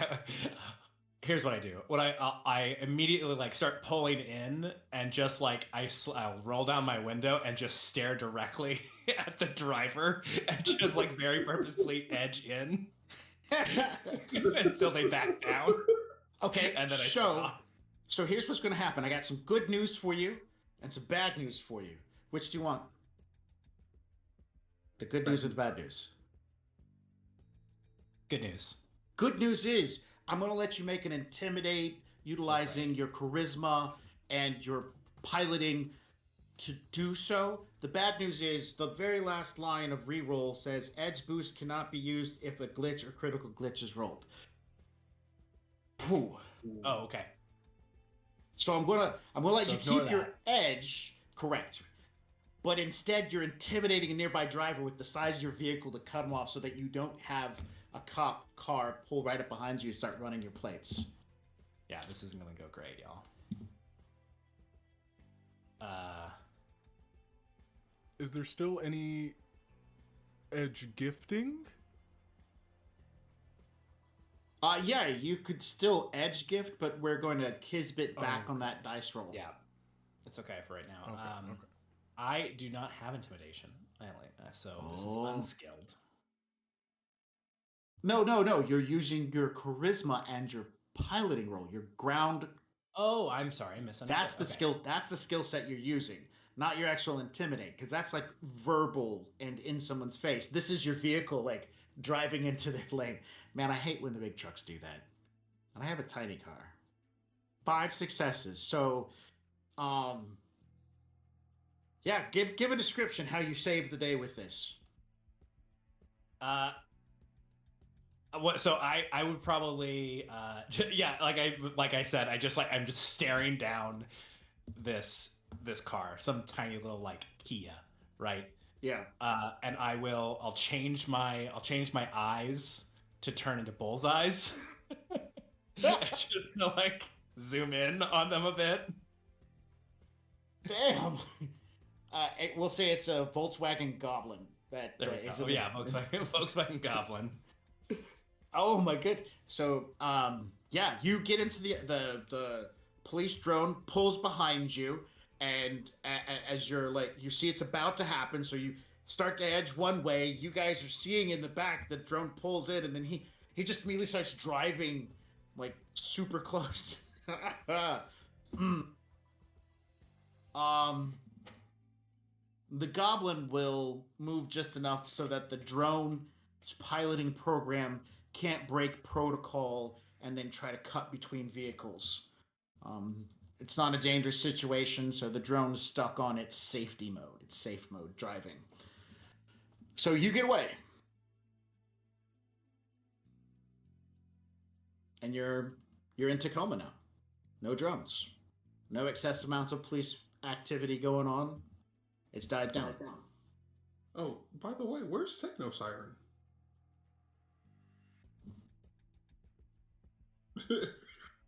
You were actually asking me. I thought you were like, just no. I would have gone home after that last mission out in Hoodville 3 or 2 or Hood wherever, and I haven't reached out to you yet. I don't know how long it's been, but I'm feeling a little uncertain and waiting to be summoned. So I'm not with you right now at all. I'm at home. Okay, let's go pay Techno Siren a visit. Well, Techno Siren doesn't live in Tacoma, and that's where you guys are at now. So that's the magic thing about wheels; they can keep rolling. Steel Tiger's sassy. I'm sorry. But I mean, even if the plan was to pick up Techno Siren, I definitely would have gotten out of Lone Star territory before going anywhere else. Okay. So that's fine. You're gonna I reach. don't know where I live though. You don't. They've kept that secret. I'm keeping it secret on Arkle and purpose. Convoy know. Wait. Oh yeah, you know. I don't know yeah. that you know. Yeah. Do I? I mean, well, I hinted at it. That's right. Steel Tiger is the only. Steel Tiger and Nova are the only two who are not in on the inn. All right. Well, look, we got this. We got this Drek and Lone Star. We got to stay out of there. Techno Siren's going to have to come to us a little bit because it's not like we can drive on up there. No. Not after last time. So what you propose that she hitchhike a little bit? Can she drive? We'll take a train. She's got a bike. Oh yeah, okay, yeah. Never mind. I don't think I've seen your bike yet. I stashed it when we were at the hospital, and I've just been riding along with you all lately. I feel like I've just been parking it and that kind of stuff. Yeah. Oh, okay. In that case, I'd like to hit up Techno Siren. Probably not via phone call. So I'm gonna send a text message to see what she's up to. How long has it been? Oh man. Since you guys went separate directions, maybe about 3 to 4 days. It's almost the weekend. Okay. So there's something that I would have been trying to do on my own on the other side before I tell you where I am, if that's okay. Sure. When there was like the whole revealed to me about the whole plan to blow up the elevator and all of that stuff, they mentioned that Horizon was the corp they were going against, right? So everybody plug your ears for a second, because not you, Max. Wait, Max, I need your right. ears. Okay, right. I probably should have done this offline, but I would have. I want to ask about. I want to try dig in at work about how are they tied to the elevator? Like, what kind of nefarious things might they be up to? Could I have done any of that sort of digging? Yes, you could. Because where you live and what you work with, you can. And how would so many good questions. Do you have like the skill influence? Yeah, influence? I do. Yeah. Cool. Tell me. You guys are good. Go ahead and put back in. Okay. So I'm going to let you know that you're going to have some information. To answer your question and kind of keep things separate, I will do you that favor. To answer your question directly, yes, you did find stuff. And it is not okay. It is not on a scale of 0 to 10, 0 being, morally good, while 10 being horrendously bad. What they're doing is probably like a 7.5 to 8.5. Oh, okay. To kind of set a scale in, and I will have a private, I'll message you back and forth about some more of the details. But is it have a direct effect on everything you guys are doing? Sort of. What your actions are going to do, what they're talking about doing, will have an impact on Horizon. Will it keep them from succeeding in their nefarious activities? Yes. Will it save lives by keeping Horizon from doing these terrible things? So, yes, sort of. Okay. Yeah. Okay. Then in that case, If it's almost the weekend, it's probably like, is it, can we just say that is the weekend? If it's the weekend, then I'm free. If it's the middle of the workday though, I'm still working. And I would text you and be like, I'll call you later. So I don't know, is it Friday? Is it Saturday? Somebody tell me. I'm gonna call it Friday. Great. So if it's in the middle of the day on a Friday, I would be like, I'll call you back later. It's not safe here. Dude, it's just everybody's just playing phone tag today. It's great. Phone tag episode. I don't know, man. That's a heat wave. That's What's like going on? Those screening phone calls episode. Also, Love it. after that, definitely scrubbing those. By the way, those text messages, if at all possible. Yeah, exactly. They're part of all those phones in question are part of your PAN. You have them locked down, so you have the ability to just go in and get rid of that stuff. No one, unless they break into your PAN, which they have to go through your firewall, it'll initiate to you, they would see it. Unless somebody has slipped in a program that's running in the background and you don't know about it, you have full dominion over the system and can see all and control all. So like if Convoy decides to send a text message to Steel Tiger, you'll know about it. It's not that level. There's no level of privacy. They have to choose to do so outside of the PAN, and then that can leave a data trail that others can see. So, scrubbed, cleaned, done. Yeah, man. I don't know what's going on. Is the star up there as well? Is that what they're? Do they? Nah, it's not. They're not the security up there. They got their Hooper. Did Yeah, anything Hooper's up happen? there. Did anything happen recently that's put everybody on edge nearby?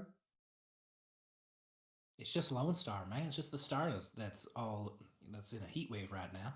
We're in Tacoma. We're doing just fine. Yeah. Oh, Tacoma is covered by a completely different security company, and they don't have as much of an oppressive coverage right now. oh, fantastic. All right, now I try to hit the Johnson back up. Bam. Phone rings. Johnson picks up. Greetings, Steel Tiger. Good evening. How are things? Things are not well. I know that you and I have a current outstanding job, and I have made you a promise to pay you when the job was complete. I've been waiting to see what happens next, but my contact, I believe they're pulling out. Wait, they're pulling out? They're pulling out.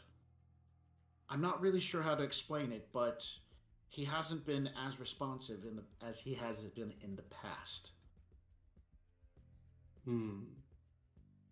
Has he given any reasons why? I'm not at liberty to say, and you can understand why. Yeah, that's fair. What about if the job gets done now? Is there no money on the table if they pull out? If he pulls out, there is no money on the table for the job getting finished, and that's a choice you get to make. I wish I could be more helpful at this point in time, but everything seems very odd, and I'm trying to distance myself from the situation. Listen, there's this fishmonger down by the bay. You've probably heard about it. It's a very popular fish joint where you can buy a variety. A lot of elves shop there. There's a distributor there that sells blowfish. And I find blowfish to be very tasty. So yes, blowfish is a delicacy if you prepare it right. Yes. If you get a chance to, look up, if you get a chance to get some blowfish, make sure to find yourself the only qualifiable sushi maker who makes the best blowfish in Seattle. All right, a fugu master. I shall find one. I wish I could offer you more help. if anything comes up for another job, I'll reach out to you. I know your qualifications, Steel Tiger. I appreciate it. I will talk to you. Well, I guess I won't talk to you soon, but Godspeed. He hangs up. Doesn't even finish. As soon as you say Godspeed, he hangs up the call.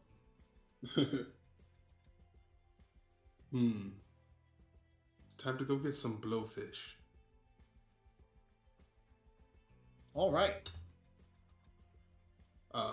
So yeah, he's gonna tell Convoy about the about the fish market.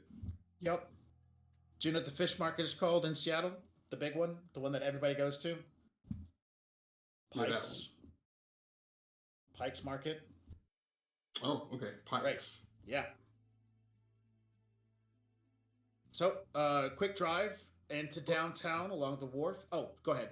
I was just gonna make a comment that this late in the day, fish ain't gonna be that fresh.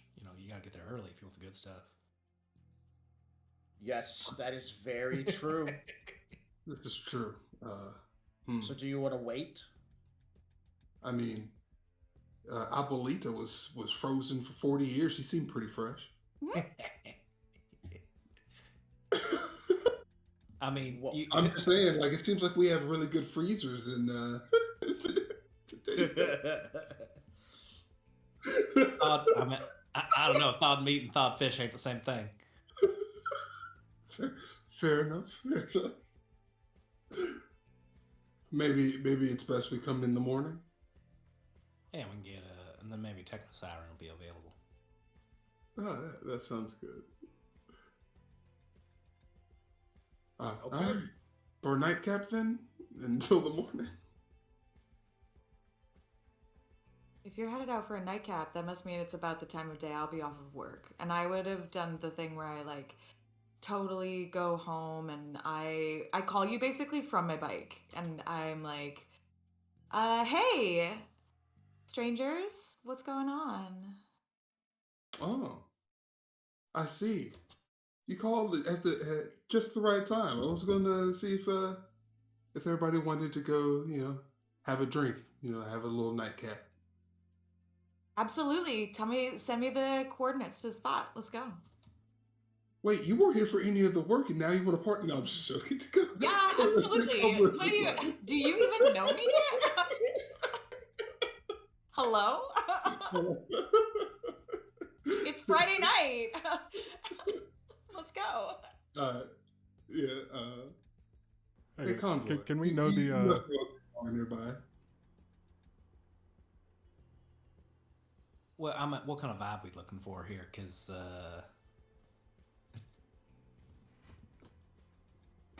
there's a lot of options. What are we doing here? Because I know a couple places, but we're looking for dark and seedy. We're looking for we trying to shake loud some and bouncy. Oh, let's just have a good time. What's where are the vibes, as you guys say, chillest? I'm sorry, I wasn't listening. What did you say? What did you say? That wasn't our call. That wasn't our call. That was me. I said somewhere to shake some hoop. Some hoop. Oh. Hoop. Yeah, Now I'm with you. Got it. Okay, it's not what I heard. That's fine. Ancient vernacular was. Anyway. We only get the one, and I had long enough to think about it, so I didn't use it yet. Nice. Sorry, what are we doing? We're going anywhere that we can dance and drink. Let's go. All right. I will find a place that as soon as she says the word dance, Convoy does not take that correctly. So if we're gonna go to not like a club, we're gonna go to where they do like Texas two steps and line dance. Amazing. I'm gonna take it to the boot scoot boogie. Yeah, you got it. Yeah. Fun fact: Okay. there was a cool little kick move in the achy breaky heart one. My parents had a videotape of how to do it with Billy Ray Cyrus himself. So just saying, and I learned how to do it. It's pretty cool. Sick. Okay. Sure. Anyway. Texas themed bar dancing Seattle. You know it exists. It absolutely It has to. exists. It has to. They I'm just trying to serve think French of fries inside of boots, or soy fries, I suppose. soy inside of fries boots. and krill patty burgers. How about the Texas Two-Step Saloon? That's my first stab at it. Wow. Good? Bad? What? What do we got going on here? No, it's called Neon Moon. How about that? Neon Moon. I'm loving Neon Moon. Neon Moon. Yes. Yes. Yes. Yes. Okay. Upon arriving, you guys are able to get in, get a table. You, the place is rather active. A decent, loud, verbose amounts of country music. On the way, I am gonna I'm gonna ask how much his white noise generator asked. See if we can get another one delivered by drone on our way there. Ooh. Look at that. Double the cost. Do you have an idea what the rating is going to be? Like a 3? Oh, I opened it right up to it. Because it's rating times 50, so we'll double that. Rating times 100 for delivery. And it goes 1 to 6, so a 6 would be a 600.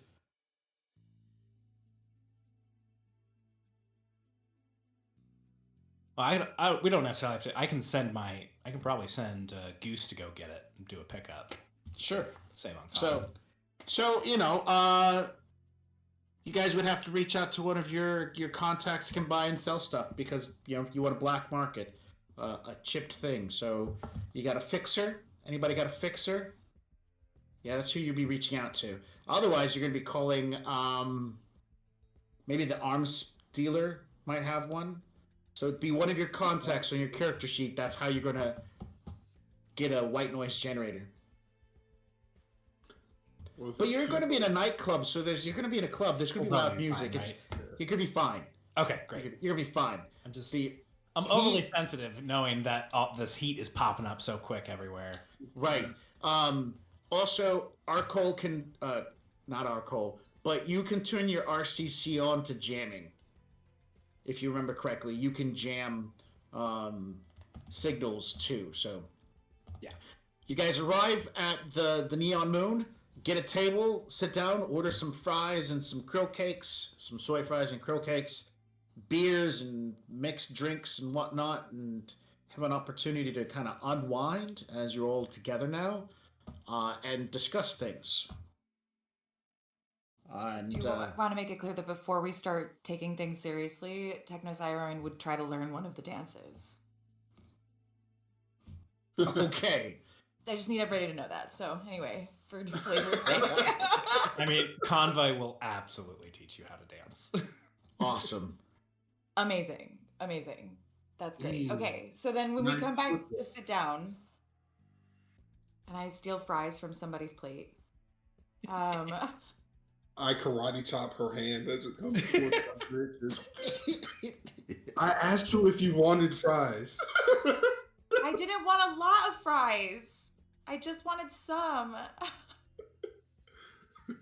and then he moves his hand and lets her have some. Thank you. And I just want to how do all of you, what you all seem so cloudy today? What's happening? Well, it's a heat wave out there today. There's just the stars everywhere, and we lost a Johnson for this job. It's just not ideal.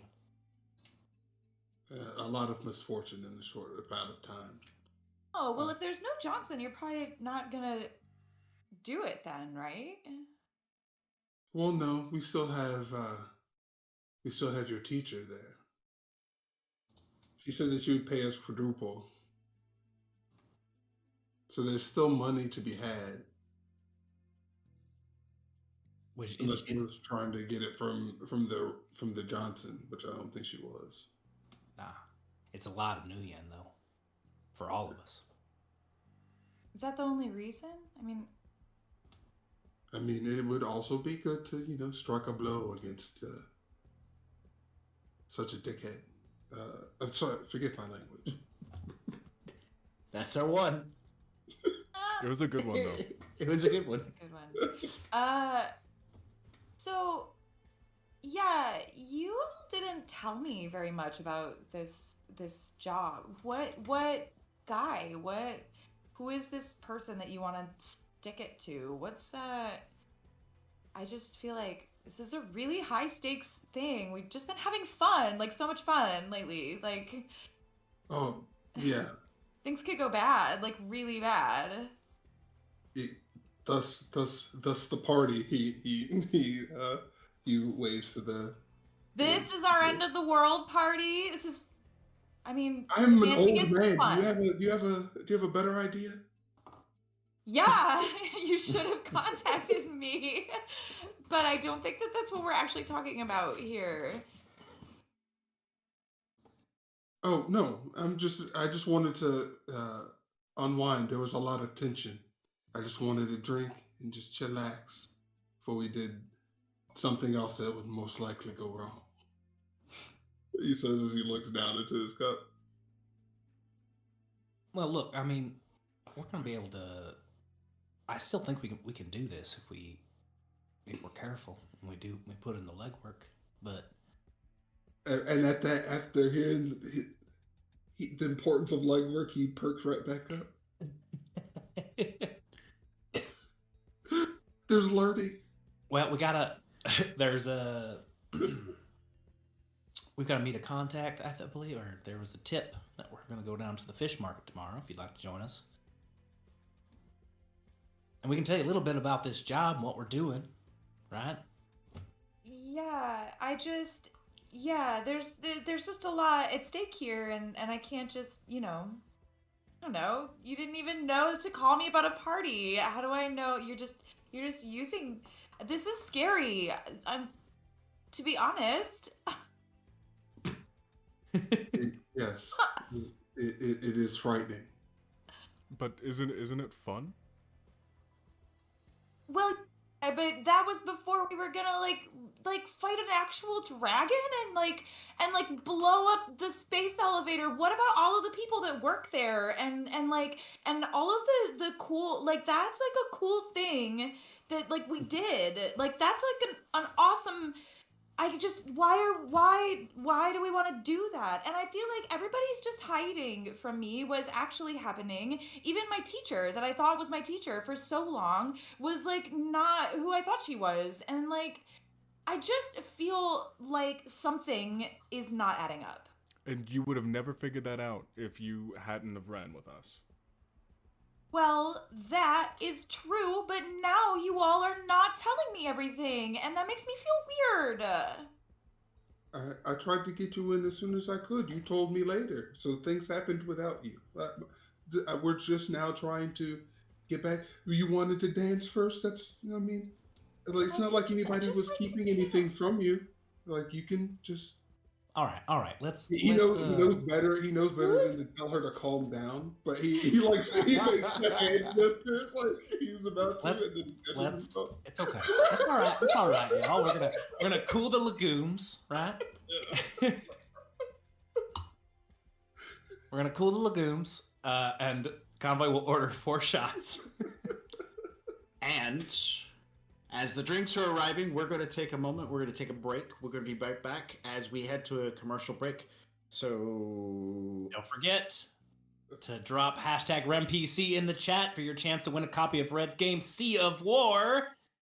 The winner will be announced via Twitch Whispers. Get them in now. And if you subscribe, you get more. Also, don't forget them bits. Bits. See you in a bit. See you in a bit.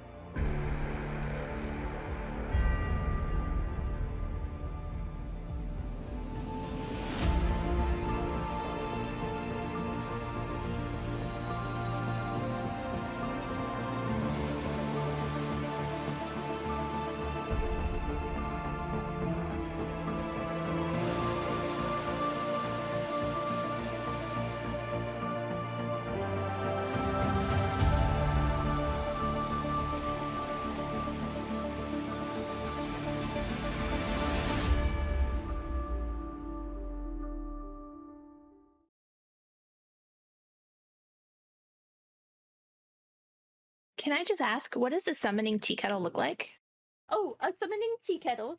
It is made out of cast iron that has been painted ritually with symbols in blood, obviously, that are then coated and shellacked over so that they don't flake off, that way it can last for centuries. And we use a nice clear coat, though, so you can see them quite nice, quite clear. We mix in with the blood. We mix in the iridescent paint, so it gives us a nice little beautiful shimmer, especially as it heats up. And as you heat it up, that's where the magic happens, because that is when all of the symbols start to glow and get bright and beautiful. And as the tea kettle whistles, that is the summoning ritual complete. If you have an interest in using the summoning tea kettle, or taking part in any of the other worlds in our games, you don't have to have experience. Just join our Discord, and the GMs will work with you and help you find a game you enjoy. The link is in the chat. Ready to level up your cosplay game? Check out the Geek Forge on Etsy. With a variety of props to give your photos that extra spark, you'll find just what you need. Hold magical fire in the palm of your hand, or take a potion to restore your mana. With a large variety of colors, you can choose your own magical flavor for your cosplay. Bring drama to your photo shoots with these vibrant props and more, all available at the Geek Forge. Are you ready to level up your cosplay?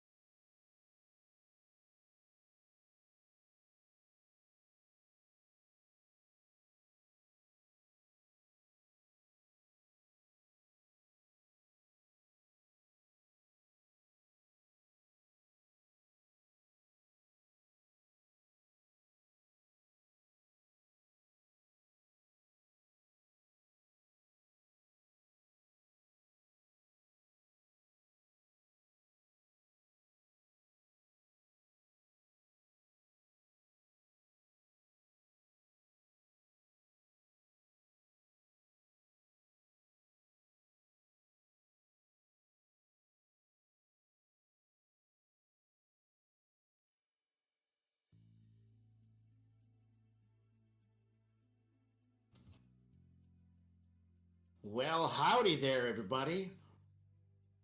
We're on to part 2. The nightclub edition. I don't know. I don't know what they're doing. I'm just gonna sit here and watch them do stuff. Tequila shots, whiskey shots. I'm not sure what you guys would have ordered, but they've arrived at the table while you are having your conversation. Your Tequila for sure. Quintessential conversation about activities, things. And so I'll let you pick up where we left off. Our Cole, because he's kind of paranoid at this point, is taking one shot and then quietly passing on his other shots to other people if there are multiple there. Oh yes. There will be multiple shots. We've People already come had on multiple. in the corner. Oh yeah.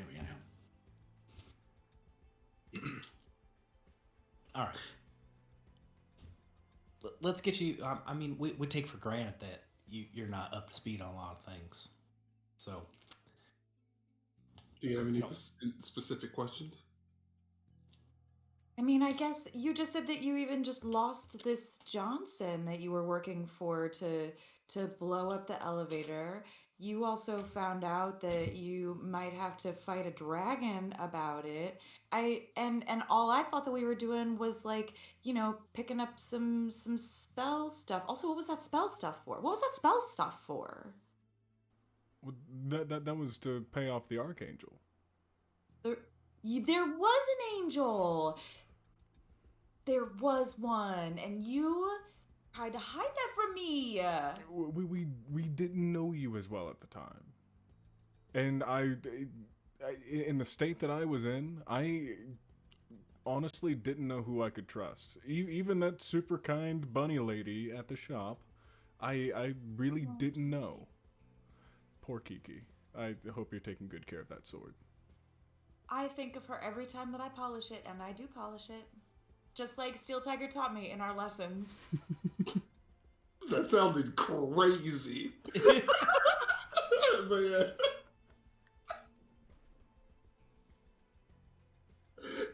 Yeah. Yes. Honoring your war gear is the first step to success. Yeah, exactly. I'm Envoy listening. bites his lip and shoots 2 more shots.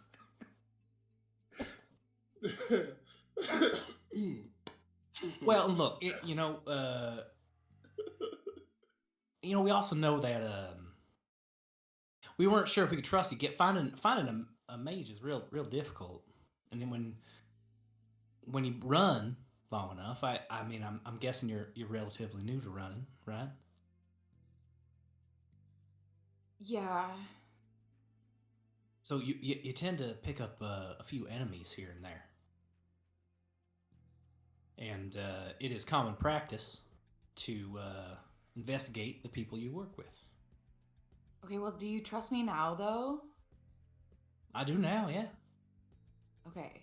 But when we first brought you on board, we weren't sure. We found out. I'll look at Arcole. Be like, yeah, we're being honest here. So we know you live up there. So we weren't sure who you were working for, or what might keep you from helping us. Everyone has their own agenda. Everyone does. It just we are very open about it. We're open about what we do in order to make our goals, and not everyone is. We just have to make sure.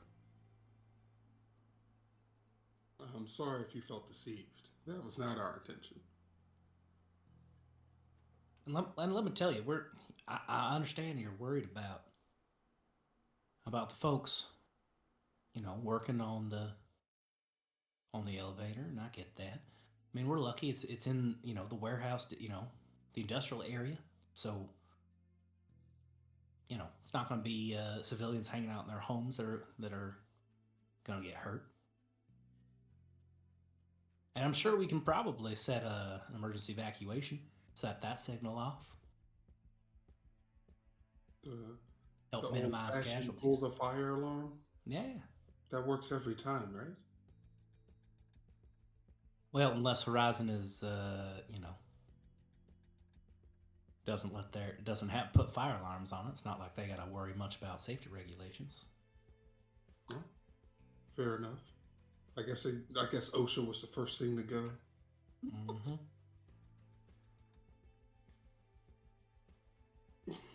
But look, I can tell you from experience, these corps, they don't care about us. They've got their own agenda, and that agenda's going to happen with or without us. They don't care how many wage slaves die to get what they want. Then what are you trying to accomplish by blowing up this elevator? Like, why? Why are you doing it? Survive. To survive? What is it? How is it stopping you from surviving? Listen, Money. if we don't You're pick up just- this job, then another group of runners will. That we're not the only ones out here. Someone else will pick up that job, and then if they fail, another one will pick it up from that same corp that is going to, or we're not the only ones picking up jobs here. We just happen to be the first ones. These wars are held at such a higher scale than us. Well, then what happened to this Johnson backing out? And how did you get in contact with my professor? Still Tiger's I gonna can't look at answer our that poll. Yeah. I can't answer that one. I'm as confused as you are about that a little bit. Oh, I can fix that. When you guys got the job, you were told that to get up there, you're going to need high-level clearance, and you're going to need to seek out an agent, a person, a magic user named Icarus. You're going to need to figure out how to do that yourself with your spellcaster, and that's when your spellcaster disappeared. And you guys are like, crap, now we need a different spellcaster. And that's when you guys started looking around for a second spellcaster, and that's when you ran across the young woman who was a spellcaster, and she summoned Icarus, and Icarus arrived and said, I will totally help you out. Here's the name of my contact down here, so you don't have to rely upon someone to send a watcher, but I'll go ahead and whisper the person's name to your spellcaster, and so that young woman knows the professor's name. And that's how, because Icarus wanted to make sure that you had a chance to get back in touch, because that way you can get. That's how you found out about Icarus. It was a really quick moment between in that part of the game, so I get like missing out in. Well, it But was more yes. like we didn't know that. We didn't know. Correct, because the spellcaster, she knew it. She knew what was going on, and so she's like, yeah, I know the people, and Nova was like, nope, just tell us, you don't get to be part of this anymore. Because Steel Tiger was like, do we get to collect this kid too and be part of our team? And you guys were like, no children runners. Yes, no child runners. Yeah, we were confused as you were about these connections. We didn't know Nova was gonna know him. We didn't know you knew him. Yeah. That was I didn't so know. weird. That was so weird. We stepped in a bigger pile of dreck than we anticipated. There's a lot of things moving that have nothing to do with us, and we're just here to do a job. Well, don't you get curious though? Then, if you don't, you're just happy to be a cog and We don't get and paid to pick up be. the coins. We don't get paid to be curious. There's no way to not be a cog. You're either a cog in the machine or you're a cog in the Shadowrunner world. Right? That doesn't sound like the same. Although I will say, you seemed pretty cash driven when we were knocking down that wall back there. But that doesn't sound like the same people. It doesn't sound like the same people. You don't even know the half of what I know, and there is, I don't know. This is the part where I would download on you some of the stuff that I'm gonna learn from Max later. But I would, but hang on, I can't do that quite yet because I guess I'd be like, well, and there, because yes, so yes, I live in the Emerald City. I grew up there. I've been there my whole life, and I just so happen to work for Horizon. So if there are things that I know that you don't know, and maybe I can help. Is all I'm saying. So just tell me stuff. Can we go dance again? I'm tired. Yes, sure. Feel free to dance as much as you like, but I believe you know everything we know at this point. I think so. Now we're finally up to speed. Where's Nova? I miss her. She got stuck. She works weekends. Okay. She had to pick up a couple extra shifts. Yeah, she works the weekend shift. Well, I mean, since we're going to be honest and open, you guys all saw the chat, so you all know that she's found an inn into the Emerald City. I don't know who she's told, but I mean, our Cole would know that she's now working in the Emerald City because you've been tearing apart her work visas, trying to rebuild new work visas for everyone else. I mean, if we're going to be sharing all the details, unless our Cole doesn't want to share those details. Arkol defines it in everybody's best interest to share that information. Cool beans. Oh my god, she's gonna work up there? Where? Now, that... I don't have that information in hand. But no, it's fine. I put it into a separate file for Aztec presence and all that stuff, and she and I have been talking. But it's at one of the Stuffer Shack number 2 is hiring her, and so she is being trained to do the overnight work. Right. So she's pulling doubles right now on Fridays, Saturdays, and Sundays while they get her trained and up to speed. Oh, okay. Well, she's staying in the same vein, still stocking those blood bags, over at Stuffer Shack 2. Just I'll have to go visit her. I know right where that is. Okay. Do you think she will let us use her discount? Better. Oh, for sure. For sure she will. Oh, yeah. Yeah, I reckon she'll do that. she could also probably just take it. I think that $5 discount goes everywhere. Yeah, I'm guessing she'll turn a blind eye to that too, right? I'm not. Also, sure. I'm guessing that She's Aztec. serious about her job. That Aztec discount is probably hill of beans anyway. Probably. All right. So dancing, a bit more drinking, and then chill before going to get some fish early in the morning. Sounds like the plan. All right. I think further in the night, once things have calmed down, our Cole would like to make the point to Techno Siren that I need you to know about earlier about being cogs. That is all about perspective. We don't see it that way, and the higher ups at these ridiculous mega corporations don't either. You can either see yourself as a cog, or they can see us as rats, or whatever you want. It doesn't particularly matter, but this is our way of at least being able to justify our existence in the world instead of just going along with it. If we tightened up, if we repented, then sure, we could.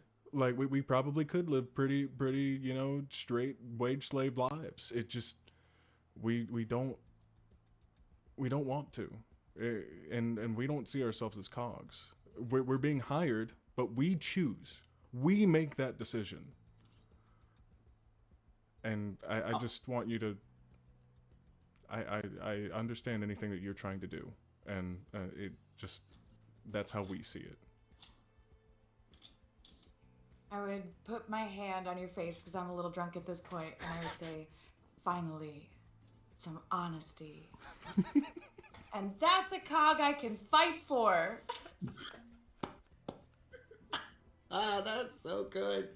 It's a little bit too much touching for this dark dystopian future, so we're gonna kind of tone it back and go back to like, I don't know. Imagine somebody stumbling onto a highway and getting run over at least twice.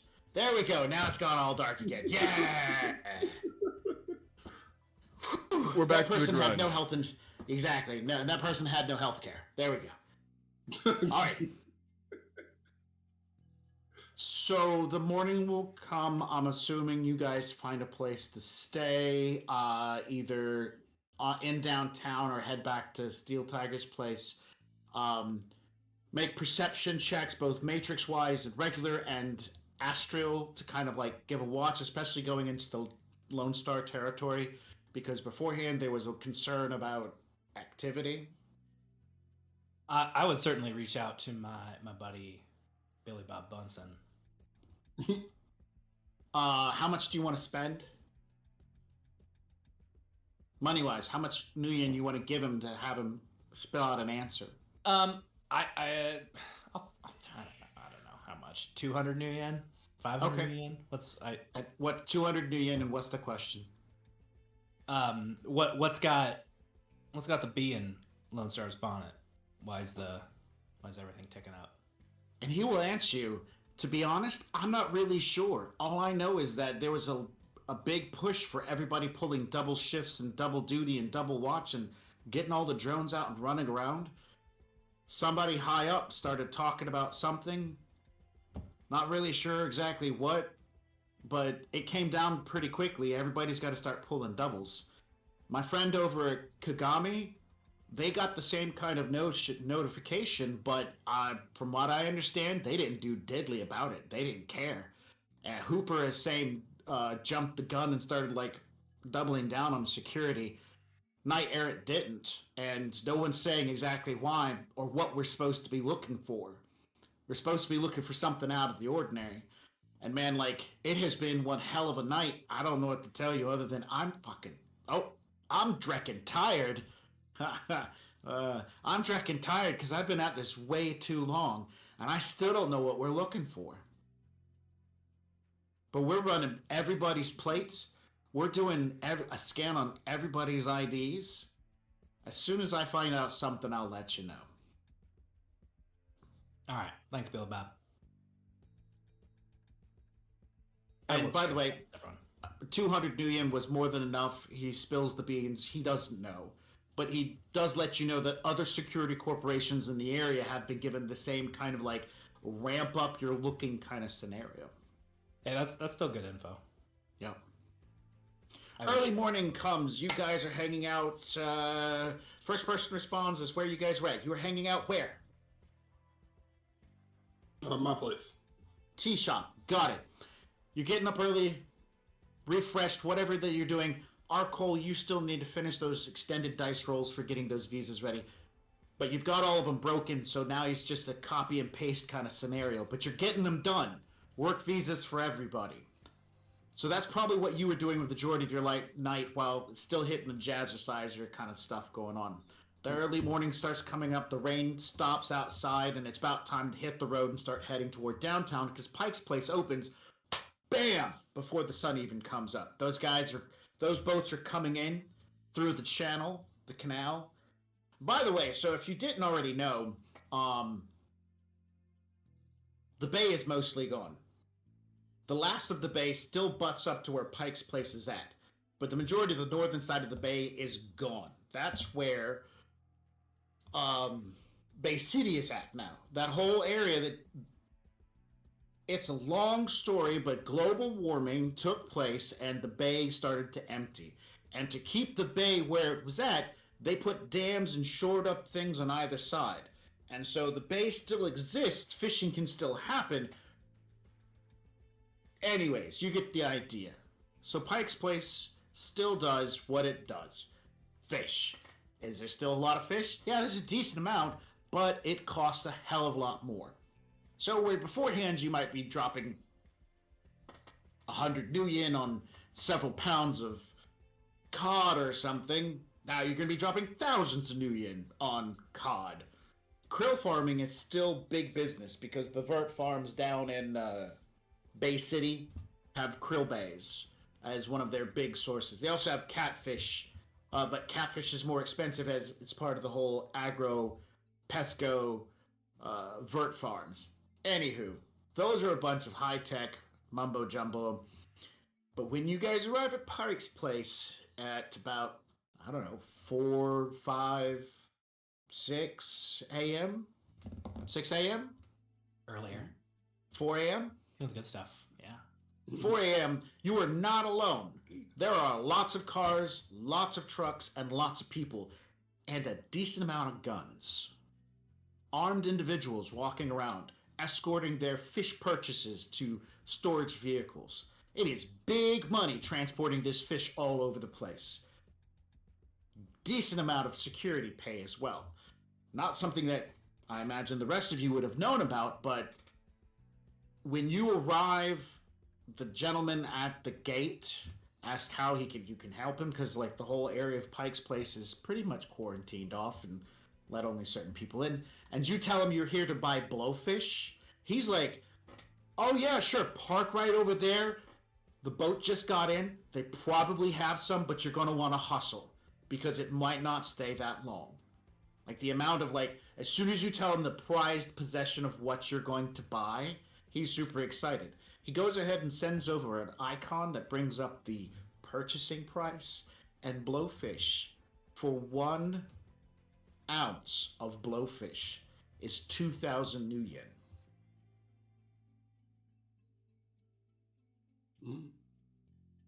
Yeah.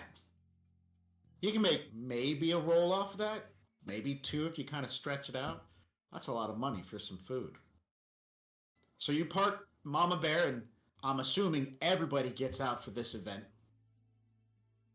Nobody has to see a gun license at all. Are you guys, and everybody either has a bodyguard with them, already having something out, or at least visible to show that they're packing. So, you guys begin.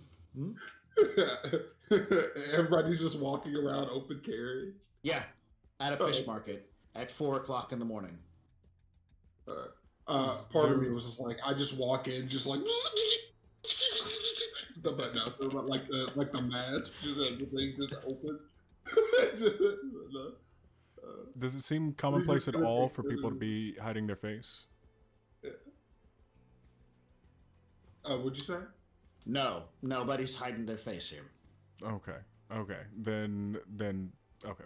No, we'll roll no mask in that case, or at least I will. Okay. Good news, the cameras don't seem to be everywhere. They're at the front checking vehicles as the vehicles were coming in and out. And around the market itself, there seems to be a low amount of cameras. So maybe a good perception roll or stealth roll might allow you to avoid cameras if that's what your concern is.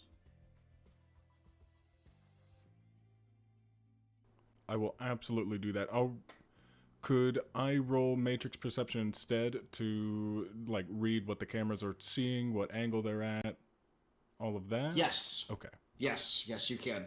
And then that will provide, if anybody really feels like stealthing, a bonus for them to avoid being detected by the camera. Got it. And Gross had a D6 or a D8? He has 4 dice, so when he aids you, he has 8 dice, so when he aids you, he's able to give you 2 extra. Oh, okay. So I can just go +2 on that. All right. Yes.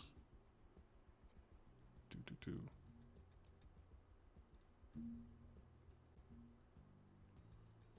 I'm just gonna do a Matrix Perception because I do not know the algorithms. And then and then plus Gross's 2. All right, so 8. That will translate into a success plus everybody else. If you go to make a stealth, if you're like, I want to avoid being seen on the cameras, you'll be making a stealth roll, and you would increase it by another 2. Does anybody want to take advantage of that and avoid being seen on the cameras? I just want to cast Physical Mask on myself if I can. You can. I would like to just look like some dude with like a really impressive mustache and beard that I see at the whatever. Like I just see him. Sure. Yeah. Go ahead and make your roll, and then make your drain roll. You need at least 2 successes for pretty much this. I get to add it too because my sword. You do. I'm assuming you're physically masking the sword as well, right? Yeah, the sword is my gun. That it like turns into looking like my gun at my hip. Yeah. I love it. That's great. I did make 2 hits, so and then my drain, which is go. I don't roll it. Yeah, that's fine. Good. All right. Great. Heading into Pike's Place, you wander through the thick crowd of people. There aren't necessarily lines, except until you get closer to these booths, which are layouts of varieties of fish.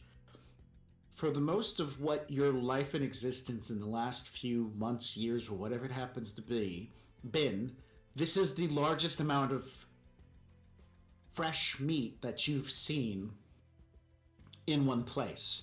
There's a giant tank of krill off to one side, but for the most part, you can see that they're some sort of highfalutin type of krill because they're not tiny, they're kind of large. And then there's shrimp, and they're going for the thousands and the tens of thousands per pound or per ounce, depending upon. There's a sign in the distance, and there are armed orc guards near that sign, and the sign says caviar. Yeah. So, as you begin maneuvering through these crowds, looking at people, everybody's pretty much being nice. Oh, excuse me, pardon me, let me go through. Even the large burly troll with a shotgun on his head was like, pardon me, let me get through here with this crate of fish, I gotta get it, and everybody's just going about their business. A sign sitting in ice passing by one of these stands, and there's multiples of them. It says Blowfish on it, but it's all empty, as I'm assuming that Techno Siren, you're the face of this operation, or is somebody else the face of this operation? Oh, by all means, Techno Siren. I think it should be Techno Siren, considering that right now she's a burly mustached man. I stroll right up and I go, where's the store guy out here? Store guy, where are you, store guy? A large, burly man with thick arms covered with hair and a mustache that stretches from under his nose all the way to his ears, and his head has got this flat shape all about it. He turns, hey, how's it going? What you looking for? What you need? Yes, bro. Stash life, dude. Stash life. And I try to, give him a cool bro handshake. All right, he reaches back out with his thick, meaty fingers, and he yeah. What are you looking for? Man, I was hoping to catch some of this blowfish. This empty table. What's going on here, dude? Oh, yeah. Don't worry. Hang on a minute. And he turns and he goes behind the counter and he opens it up and he goes, do you got an idea how much you're looking for? And with a gentle little metal hook, he brings a blowfish up and he sets it into the ice. We don't normally leave it sitting out there. Most people are pretty eager to just grab and run. Even though it was poison enough to kill you, they just... You gotta cut it right. That's what I hear. Cut it right now. Yeah. So how much are you interested in? Well, I am looking for enough to enjoy, my friend. I think that, what do you think? Make some sushi out of it, like an ounce, dude? I don't know. I mean, if you want to go on the light side and you're just looking for some taste or something, an ounce is going to get you what you want. But if you're looking to put on a party or something, and you want a couple of rolls to create, I would aim for about 4 ounces myself. Now me, I don't deal with blowfish, and I only know one guy who does. So, I mean, I would direct you to the... Notes. It's a sushi place called the Gilded Fin. There's a guy there, he does a lot of really great stuff. He deals with this too, so I mean, that would be the guy. But I would suggest if you're putting on a party, about 4 ounces. you're only gonna want to put about a half an ounce per roll. You could get about 8 rolls out of it, and you're gonna want to put on that with something like a nice vegetable mix to go along with it. And I'm sure that if you're buying blowfish, you know where to get your veggies from. Yeah, bro. Of course. And then I'm like really cool to him, and then I like look over my shoulder at the guys behind me, and I'm like, oh my god, do we want to have a party? Are we gonna have a party? Yes. Yeah. And then I like turn back over, and I'm like, yeah, so. And then I turn back over my shoulder and I go, I only have like 2,000 new yen. What have you got on you? What's happening? Just buy the whole fish. How much is the whole fish? How much is the whole fish, dude? I don't know how much a blowfish weighs. Well, I mean, how much it weighs versus how much is usable. How much you actually get out of it. Yeah. There's very little you can get out of it. So The Simpsons has told me. Is it crazy? I also put that up in The Simpsons. Yeah, that's how I know about blowfish. Is The Simpsons episode. Amazing. So, how much it weighs is the average blowfish can easily weigh up to about 30 pounds. And so you only need a few ounces. So this is a lot of fish. Yeah. Okay, so how many So, like, how many he ounces said are we need, available like- for the game? You want to get more than 4 ounces? We only live once, right? Oh my god, this is gonna be an amazing party! Okay. So, but then so if you said 30 pounds? No. Yeah, but the whole, that's not like the fish, it's total fish. That's not like bones and eyes and skin, but that's not the meat. Uh-huh. But we'd have to pay for 30 ounces? Or 30 pounds?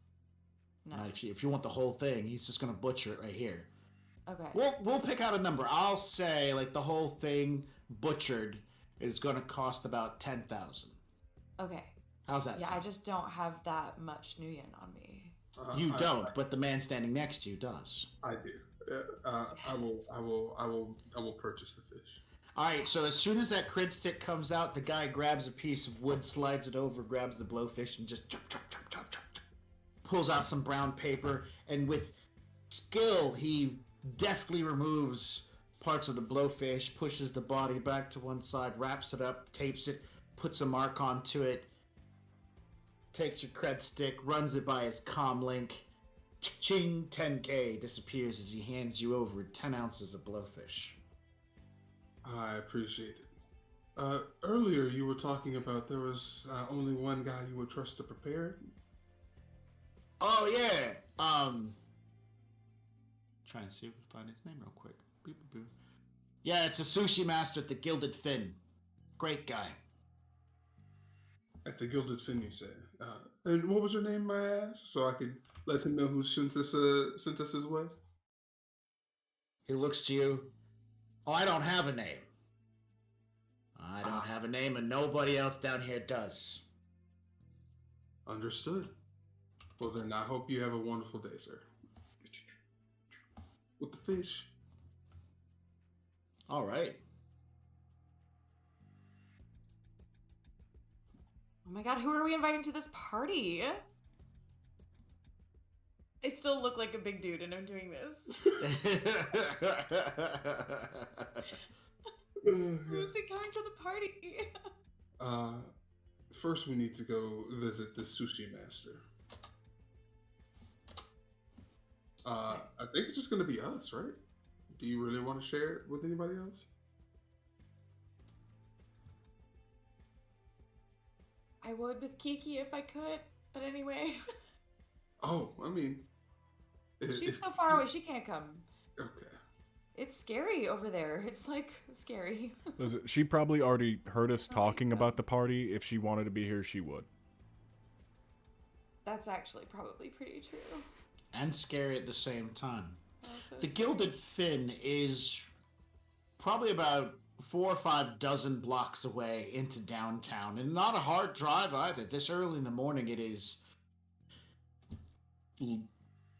easy cruising through the streets. You find the Gilded Fin. Being that it's like 4:30, 5 o'clock in the morning, it's not open. Who would have thought sushi place open at 5 a.m.? You guys did. Well, and I'm back to looking like me again, and I have like these giant sunglasses on because it's like too early. Like actually too early. Convoy is also wearing sunglasses. We did have a night of drinking. Yeah. Followed by a very early morning. Can we take a In fact, nap? Convoy's not even driving. He's got his seat reclined and he's letting Mama Bear drive. Okay. Well, Mama Bear has arrived, and at this point in time, place isn't open. In fact, it doesn't open till 8 a.m. So you got like 3 hours to burn. Do we have... We don't have...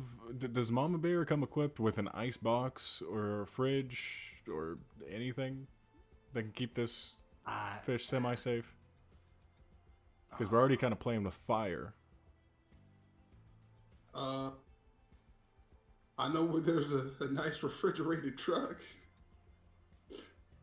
Where? In the middle of that retention pond.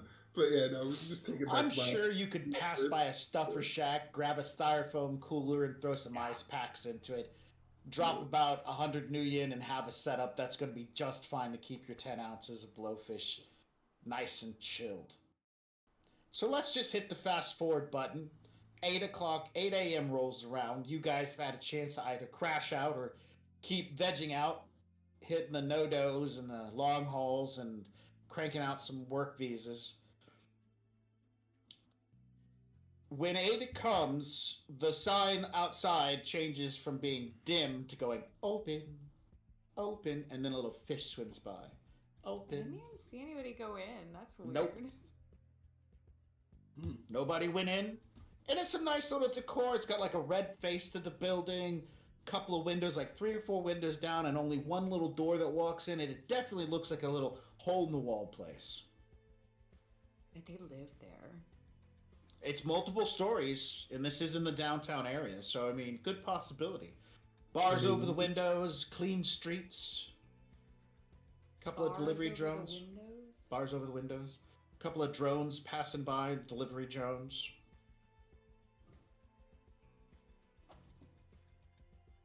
Well, shall Sushi at 8 a.m. Party by 9.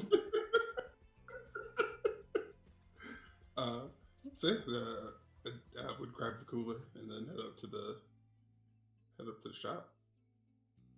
All right. Opening doors, stepping in. Just like the outside of the building, the inside of the building is long. Sets of windows on either side, 2 to 1, 1 to the other, something like that. Little booths and tables, booths to the wall, a few tables in the middle bit, and there's what are those salad buffet carts sitting in the middle with the plastic overhang. It's not filled, there's nothing in it, just ice. A couple of people are moving about doing stuff. And then along the back area of this really long restaurant, you can see the sushi counter is lit up. It's mostly empty, save for like people prepping and whatnot. As you walk in, a tired, haggard-looking Asian man walks up and says, "Morning. We have coffee ready, and we can get a couple of things started. Breakfast menu," and he hands you an icon to open up on your comm links. He shows you like the little QR code that you can scan, or offers the icon for your options to look at breakfast stuff. Both are table. What'd you say? That again. I was just like, oh yeah, he's just like looking at the menu. I was like, oh, what's good today? Today's soup of option is clear soup, and right now we are waiting for our delivery people to bring back some of our selection for our sushi rolls. The menu shows soy and krill patty, soy and krill material, but if you're looking to spend a little bit more nuyen, we will have real fish here shortly. Do you guys prepare bring-ins? Yes. He says in a very quizzical way, yes. As we can. How are you at preparing fugu? Or blowfish? He kind of takes a pause for a minute. It is a rare occasion that somebody asked for such a thing. But we can make that happen. Please, come with me. Let's not waste our time out here. Let's go back to the sushi bar and meet Usagi. He is my he is my sushi master. You go to the back, and Usagi is an elderly Asian man. Has all the slow movement, choreographed kind of like actions as he is setting things up behind, and big thick Coke bottle glasses, bit of dermal cyberware of some type on the outside of his skull to one side, and he looks up and he goes, "Oh, good morning." And the man who's been talking to you says, they have brought in and are looking for blowfish. He goes, "No blowfish today. Too expensive." He goes, "I know, but," and he makes a hand gesture to the four of you. He's gonna open up the case, and it's gonna start glowing like the case at the end of Pulp Fiction. Just whoa.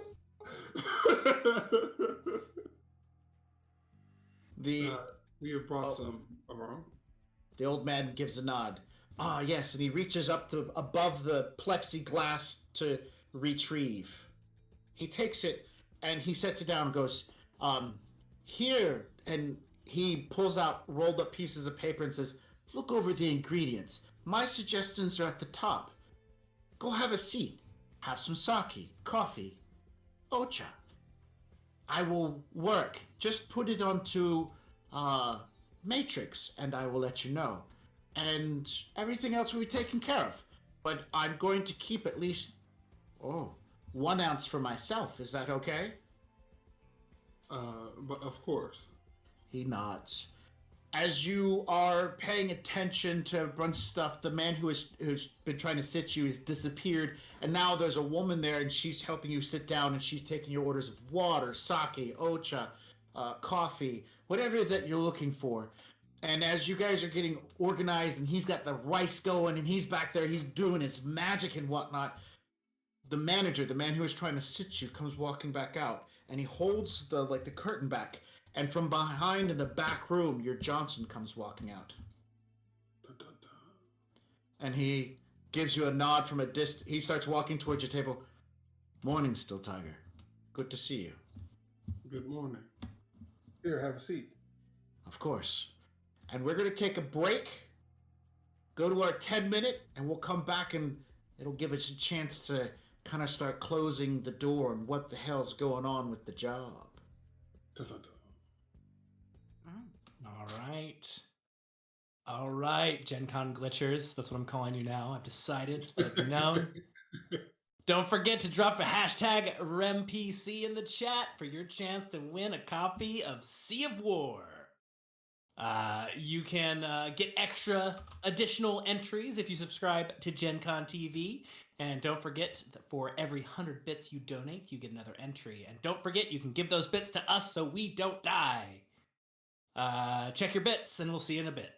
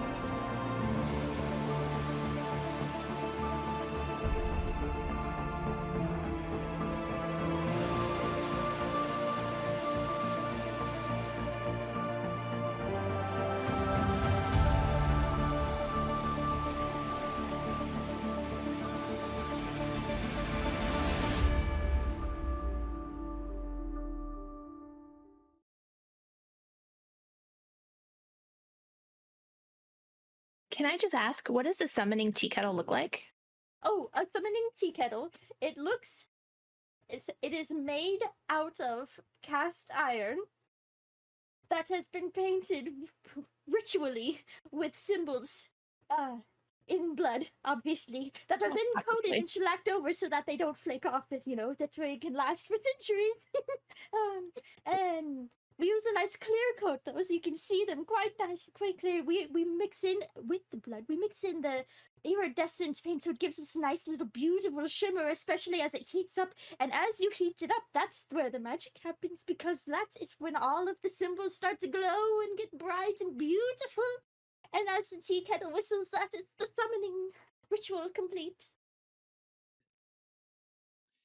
If you have an interest in using the summoning tea kettle, or taking part in any of the other worlds in our games, you don't have to have experience.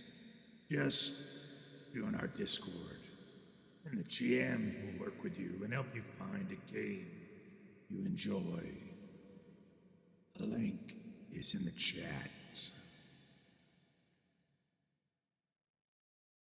Ready to level up your cosplay game? Check out the Geek Forge on Etsy. With a variety of props to give your photos that extra spark, you'll find just what you need. Hold magical fire in the palm of your hand, or take a potion to restore your mana. With a large variety of colors, you can choose your own magical flavor for your cosplay. Bring drama to your photo shoots with these vibrant props and more, all available at the Geek Forge. Are you ready to level up your cosplay?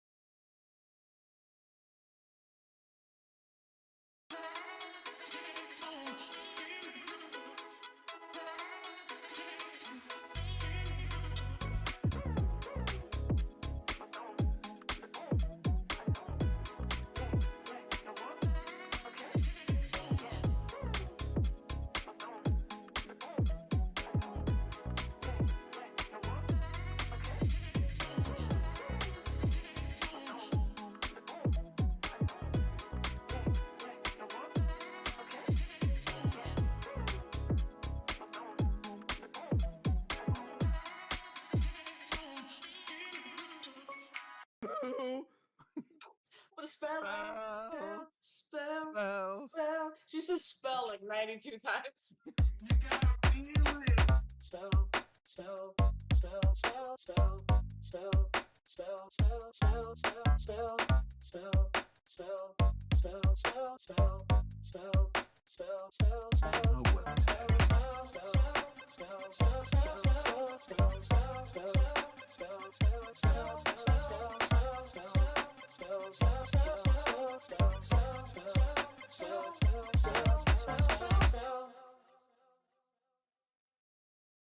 You get to play with us now, which is so exciting.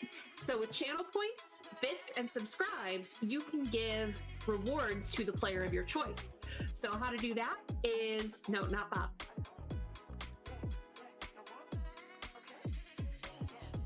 Channel points, I believe it is 500 points, gets you NERPs, which is +3 to any dice roll to the player of your choice.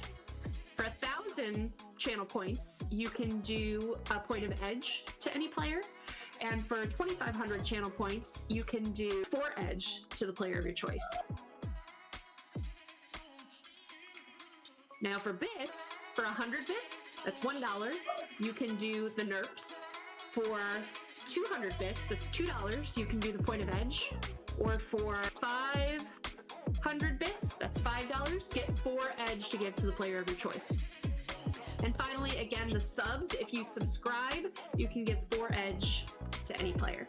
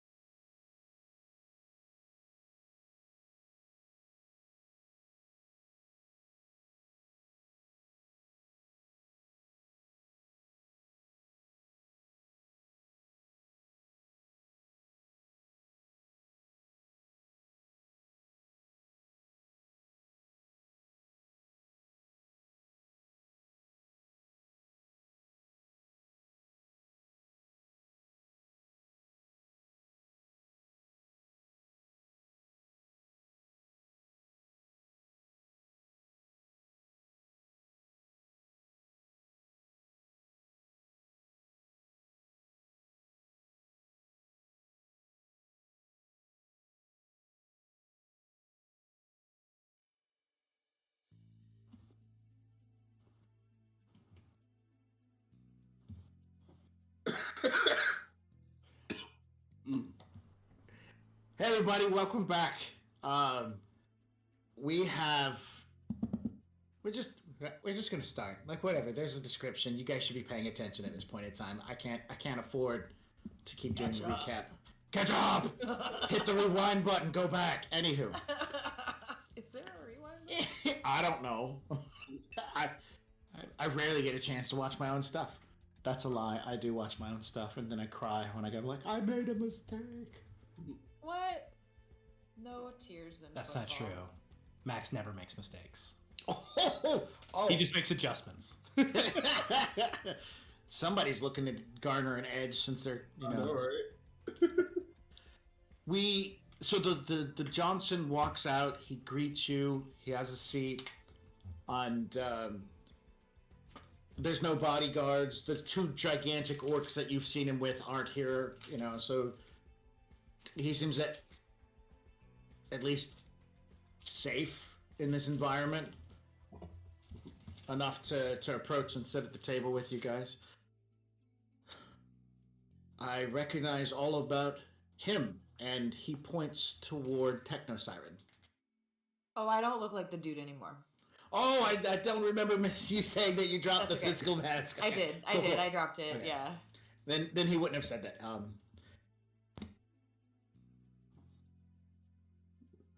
The employer contacted me about 4 days ago and wanted me to meet, which was outside of the norm. And there was definitely a feeling that the job had been canceled and my continued employment in any way, shape, or form was a hazard to me. So I left post haste and I have not reached back out to them because I don't need an employer making such actions. You can understand that it would not do me any he chuckles, it would not do me much good if employers killed their Johnsons.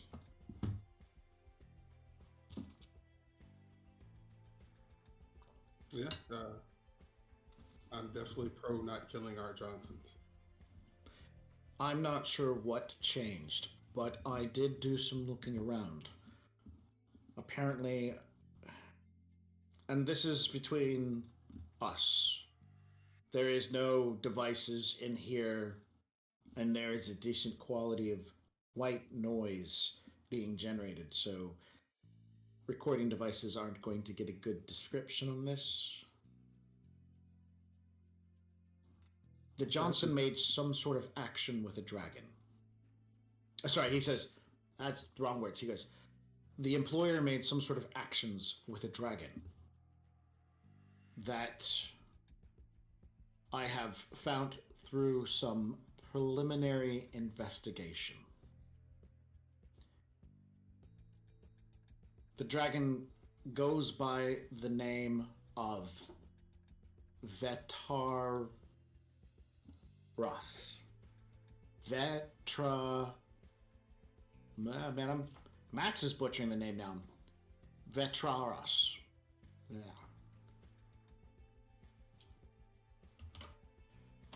I'm not sure how this dragon fits into the whole scheme, but as soon as the employer began making direct contacts with this dragon,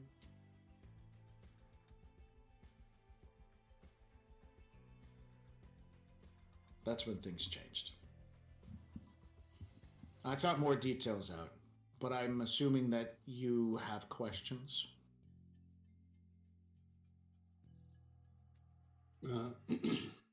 Yes. So, what's been going on with Lone Star presence? Everybody seems to be on edge. Do they have an inkling that we're up to something? I'm not sure that's related to anything what we're doing.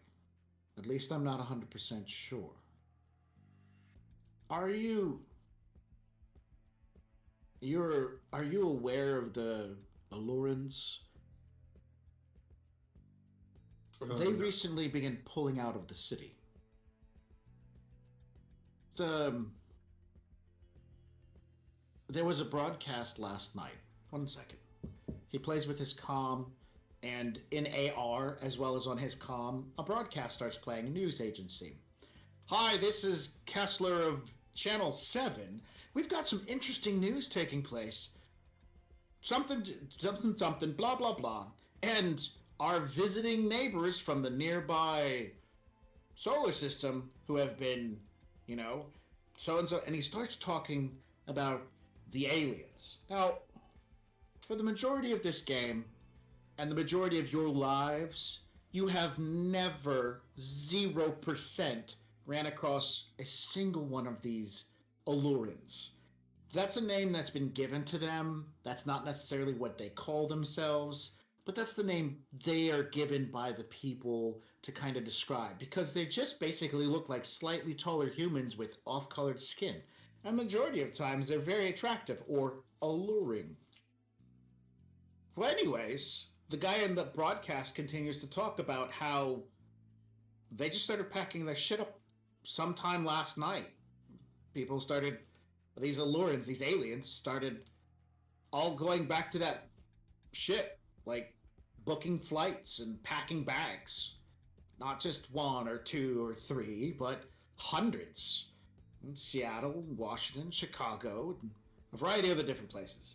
And he says, whatever happened with that, my contacts in Lone Star tell me that spurred concern that they were all heading back to their ship. Even dignitaries in political positions. And so it's not just here. It's all over the world that security companies are a bit heightened after this worldwide movement by these people from another place. So I'm not sure what that is, but I don't think it has anything to do with what we're doing. Now, why would a bunch of aliens decide now's the time to get? He shrugs. I don't know. Seems significant. Mm-hmm. He kind of pauses for a moment. I don't see how. Interesting enough. And the guy keeps spouting, and he's saying, that all of this took place. Like, it was just seems everybody, like the aliens all decided, hey, we're gonna leave like now. And they're all starting to pack their stuff up and like head in one given direction. And eyewitness accounts are like, hey, around 9:30 last night, this started happening. It was right after like 9 o'clock or so. And so like several different accounts say that, hey, sometime around 9 to 9:30 or so, the all the aliens who have been visiting for the last 15 years decided, let's pack our shit up and go home. Out of the blue. And nobody talked to any of them? Yeah, though they have been. They said, "Oh, well, we all got to go back to our ship. We all got to." And during the interview, it's like, "Oh, hey, I got a phone call. It's from like my boss at the back of the ship said you got to come home," or "I just really miss my family and we're going to go home." But after the first few waves of people, like all of it the same, people are like, "No, that can't be possible." The gig's up. What's the real case? But they started to clam up and they stopped answering questions, and so they're just like, "We've just got to go." Was it ever pre-established that they had any form of mental link or anything like that, or like heightened senses? These creatures, these visitors from another place, do have a heightened sense of awareness of sorts, which is kind of cool. They are not they can have magical abilities. They are not very good with cyberware. Especially the cyberware from our planet. They have their own like little rinky-dink things. They can get comm links and whatnot installed and data jacks. They don't do so well in the Matrix and and whatnot, but they can't have like full cybernetic bodies. That just doesn't work. Their nervous system doesn't respond as well and stuff like that. But for the most part, no, there's not some sort of like neural net or hive mind mentality. they've never responded in such a strange way. Is there like a asteroid about to hit the planet or something? And he's gonna start scanning like the NASA website if NASA still exists. Sure. Yes, there's always. Well, I mean, conspiracy NASA 2. sites will. NASA 2. Conspiracy websites will always say there's a giant asteroid about to hit the Earth. What is NASA going to do now? You know, this one can't be stopped. Where are the dragons? Why won't they come help us from this giant asteroid? Well, but speaking of dragons, doesn't it feel kind of odd that once a dragon gets involved with somebody who's trying to blow up an elevator to space, that all of the aliens are like, bye? Like, what do we know about this dragon? The Johnson responds, I am not sure. There are lots of questions. Since most dragons disappeared several years ago, Veritros also disappeared and was last seen 8 years ago. When she was last seen, it was mostly in working with a corporation that is a subsidiary of Horizon. They were working on undisclosed activities, which, by the way, this is a segue, the thing that you and I are going to talk about. Ha ha ha. Yeah. So anyways, and I do not have those kind of contacts to find out that information. But I do know that this dragon did have, and then some activities with, and then disappeared along suit with all the other dragons and the great dragons, and now has reappeared related to this job. Why? I am not sure. Well, quick check on the timeline, though. So, and I'm sorry that I'm not as solid on the lore, but like the dragons disappeared. How long before or after the Allurans got here? So the dragons disappearing and the Allurans arriving, maybe the same time-ish. The Allurans have been here for about 15, 20 years, let's say. The dragons have been disappeared for about 15 and less years. So like Veritros disappeared about 8 years ago before she stopped showing up to public events and stuff like that. So depending upon where you look at, like the Allurans arrived, their ship crashed. You know, they've been stuck here. That's a definitive point in time. Compared to that, maybe a dragon or two disappeared before their arrival, and then one or two after, and then a few more, and then consequently, most people say most dragons started disappearing about 15 years ago. So there's probably about a 3 to 4 year gap between the Allurans arriving and all the dragons disappearing. Again, the dragon disappearing is a kind of sort of, this is the time when it happened. More of a correlation than a causation. Correct. Okay. Yeah.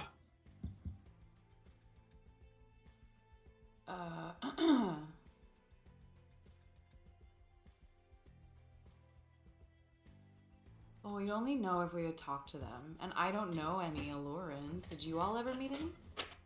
No. No. Did you? And I look at the Johnson. Have you ever met one?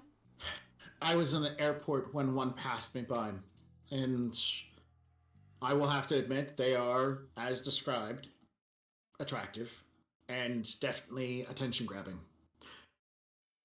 Hotties, got it. On a side note, you know that in the Emerald City above, there are a few Allurans that live there. You have never met them.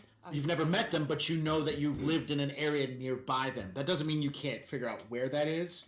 You guys are smart enough to do that kind of stuff.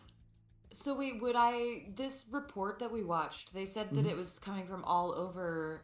Does that mean that I know that maybe those few people left from the Emerald City, or has it been silent there?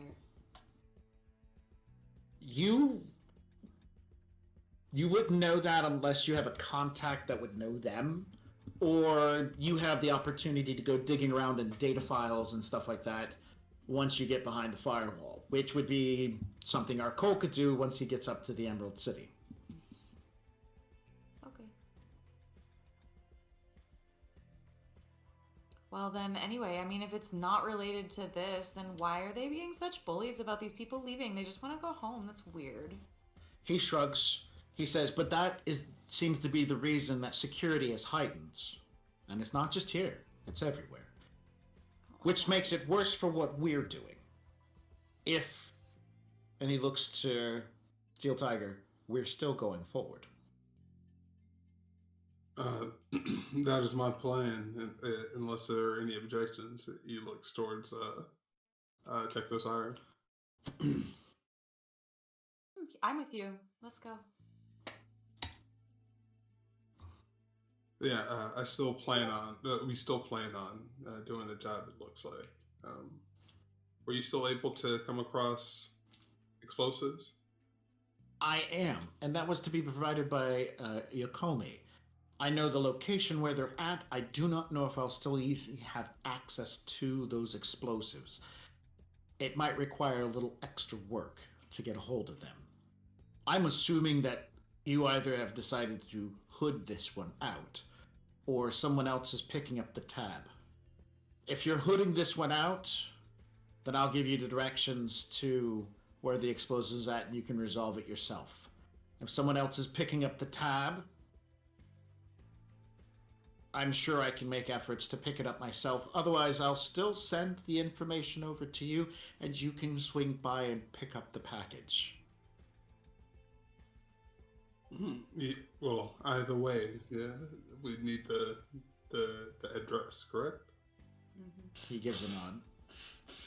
All right, so just go ahead and send me the address and that. He does so. He pulls up his comm, takes a moment, punches some buttons, and discreetly sends you a message that Arcole then copies and then deletes and cleans up and scrubs everything between here and there.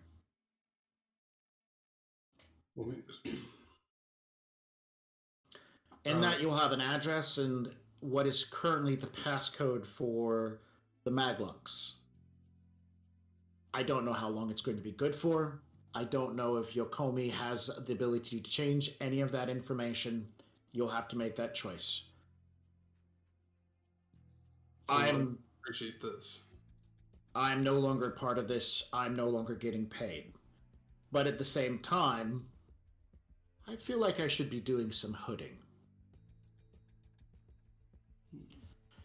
Can I do a judge intentions roll on this guy since he was like, I'm not getting paid and I'm not technically in on this, as to like why he's still helping us then? Is he like trying to harm us or something? Yes, you can. As a judge intent roll. Yeah, I'm just gonna roll that. Go, baby, go. Okay. So you get an idea. His end of this is he's not getting paid anymore. His boss just took his whole job away from him. Period. It's done. It's over with. He's not going to make any money. There's no reason this... I'm sure he could probably sell this to another market and find somebody who wants the explosives. But one of the reasons he gets into this business is trying to do the right thing. Maybe. Okay. But he definitely doesn't have a payday anymore, so what good is... Cross coming down the line. Yeah, it feels more along the lines of, my boss just fucked me up. My boss just fragged me over. My boss fragged me over, so I'm going to frag my boss over. Got it. Okay. Okay. Neat. Thanks.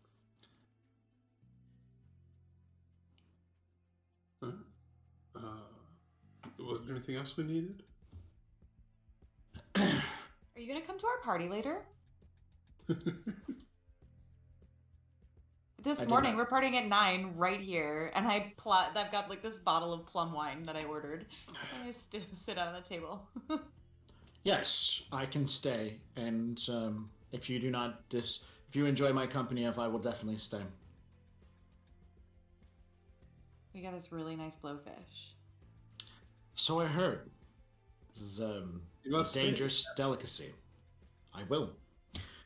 So, just to clarify, he's going to give you the directions, information, the passcodes to get the bomb, because he wants you to have it for free, apparently. The mage has done a judge intent and doesn't feel that he's steering you wrong. You guys can also kind of follow up if you want to do a judge intent as well, but for the most part, he's just getting rid of the job. And 2, he's about to have blowfish. This is an expensive delicacy, so... yeah, I mean, this guy has very little to lose. You learned that the security at Heightman has little to nothing to do with you guys, so cool with that. It's going to make job a little bit harder moving forward, but hey, at least it's not you. Someone not having a payday would definitely make our Cole somewhat suspicious. You should be suspicious. I'm extra suspicious because you said it at your... You should always be suspicious. Legwork. Mm-hmm. All right, 9. Thank goodness. Better than a 5. So, yeah, this guy's got to have a fish in this somewhere. So do you want to dig through his phone? Mm-hmm. All right, that's going to be...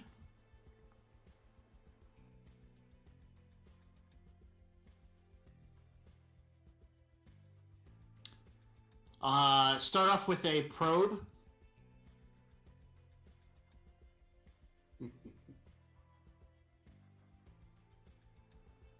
Now, does that falls under Matrix action? Matrix major action. So, probe. Oh well, under hacking, correct? Correct. Okay. Then expertise, 6 hits. Okay. And now backdoor entry because you got in. You've got the probe open. You've opened a door into his device.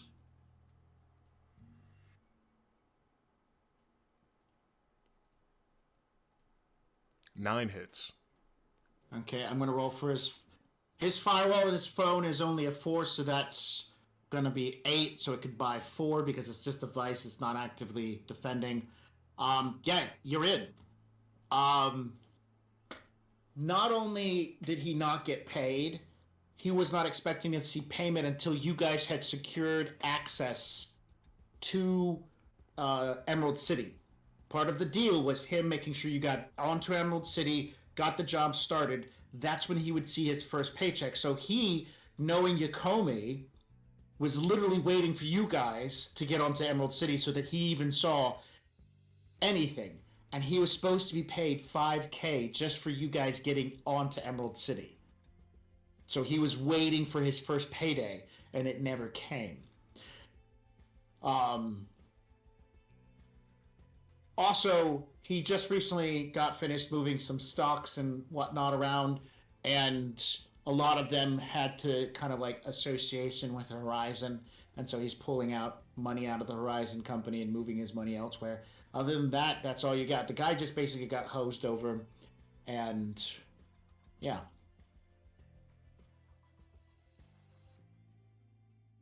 Okay. So he's not trying to kill us. He's just disgruntled employee. I feel like that's more than reason enough for our Cole, personally. Just little touch of just like this. Okay. Yeah. Do you want to write a program or leave anything in his phone for later, like, because you're in, like a tracking program or something? Or yeah, no. Is there any way to bug it? Yeah, you can bug it. Do I need to make any roll for that or continued? Electronics plus logic, and you're looking to beat his firewall of 4.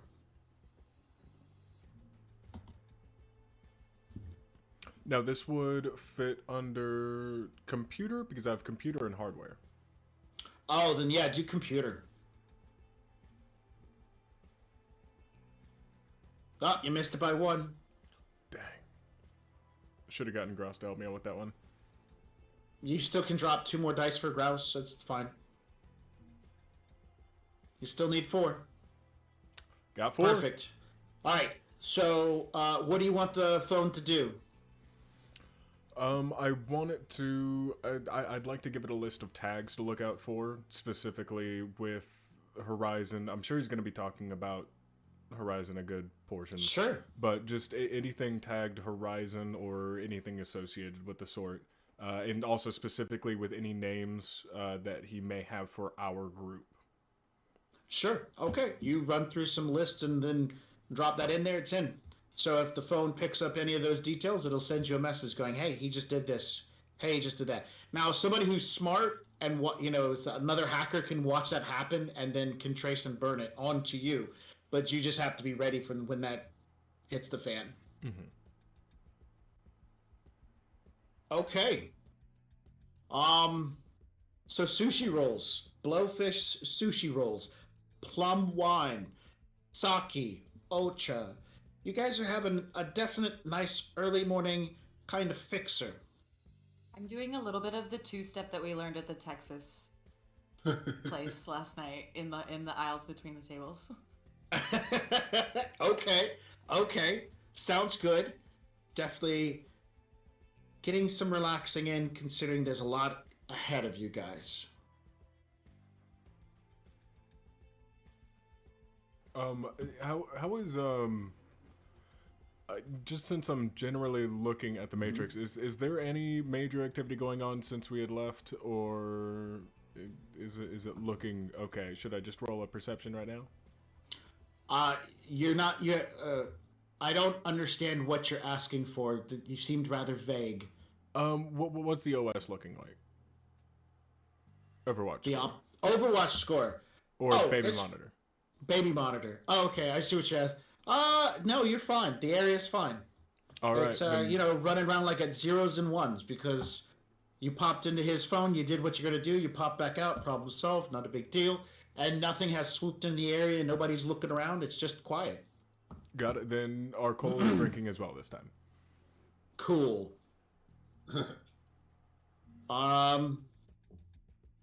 Yeah, so he wants to hang out, party, blowfish, have sushi, and then at some point he's going to excuse himself, and you guys can continue on to whatever else you're looking for. He's giving you access to where the bomb's at.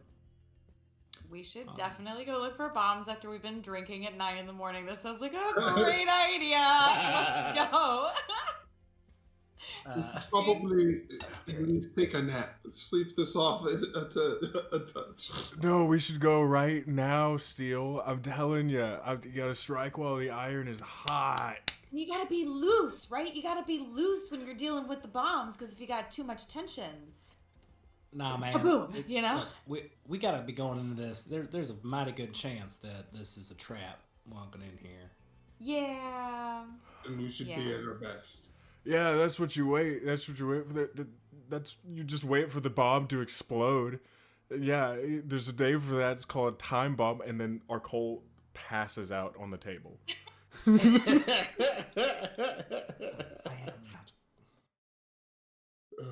He better not throw open my truck. Shiltiger's gonna pay for the tab, and then he's gonna pick up our Cole. And he's going to carry him over to Mama Bear. Let's get this guy home.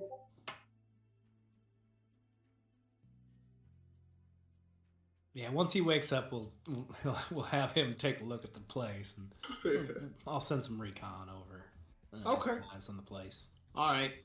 Well, it's 11:15 in the real world here on the East Coast, and getting some legwork started definitely seems like something we can do at the beginning of something else. I think this is a good place to kind of stop. I think we got one more commercial to do. We can come back. We can find out who won, say a few little bits and pieces, and then go from there. What do y'all think? Yes, this is your last chance, Gen Con glitchers, to win your copy of Red's game, Sea of War.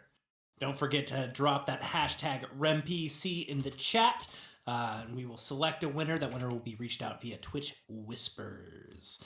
Remember that if you subscribe to Gen Con TV, that'll give you extra entries, as well as donating bits. Hashtag REMPC, get it! Woo! Yeah. Yeet.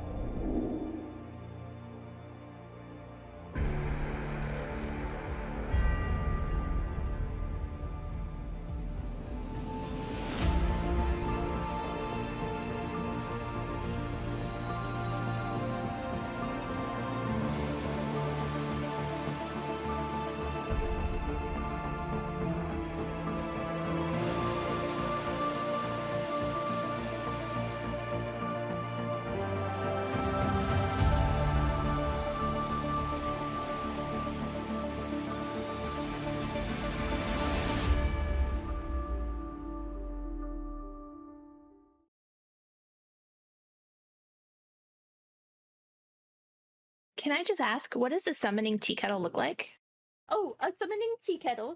It is made out of cast iron that has been painted ritually with symbols in blood, obviously, that are then coated Obviously. and shellacked over so that they don't flake off, that way it can last for centuries. And we use a nice clear coat though, so you can see them quite nice, quite clear. We mix in with the blood, we mix in the iridescent paint, so it gives us a nice little beautiful shimmer, especially as it heats up. And as you heat it up, that's where the magic happens, because that is when all of the symbols start to glow and get bright and beautiful. And as the tea kettle whistles, that is the summoning ritual complete. If you have an interest in using the summoning tea kettle, or taking part in any of the other worlds in our games, you don't have to have experience. Just join our Discord, and the GMs will work with you and help you find a game you enjoy. The link is in the chat. Ready to level up your cosplay game? Check out the Geek Forge on Etsy. With a variety of props to give your photos that extra spark, you'll find just what you need. Hold magical fire in the palm of your hand, or take a potion to restore your mana. With a large variety of colors, you can choose your own magical flavor for your cosplay. Bring drama to your photo shoots with these vibrant props and more, all available at the Geek Forge. Are you ready to level up your cosplay?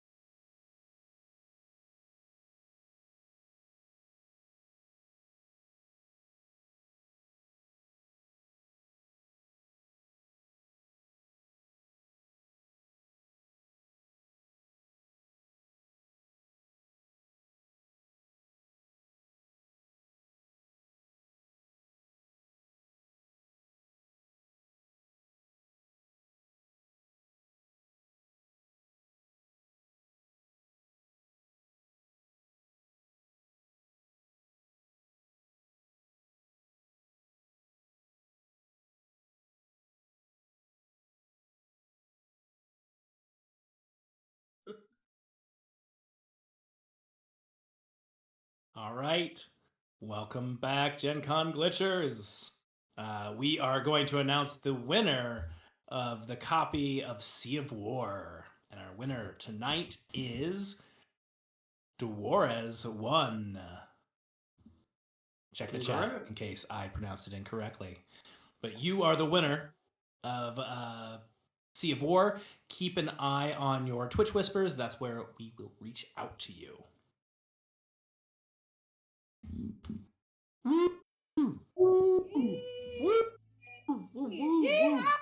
Congratulations. That is awesome.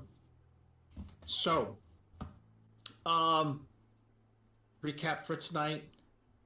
Groups decided to move forward.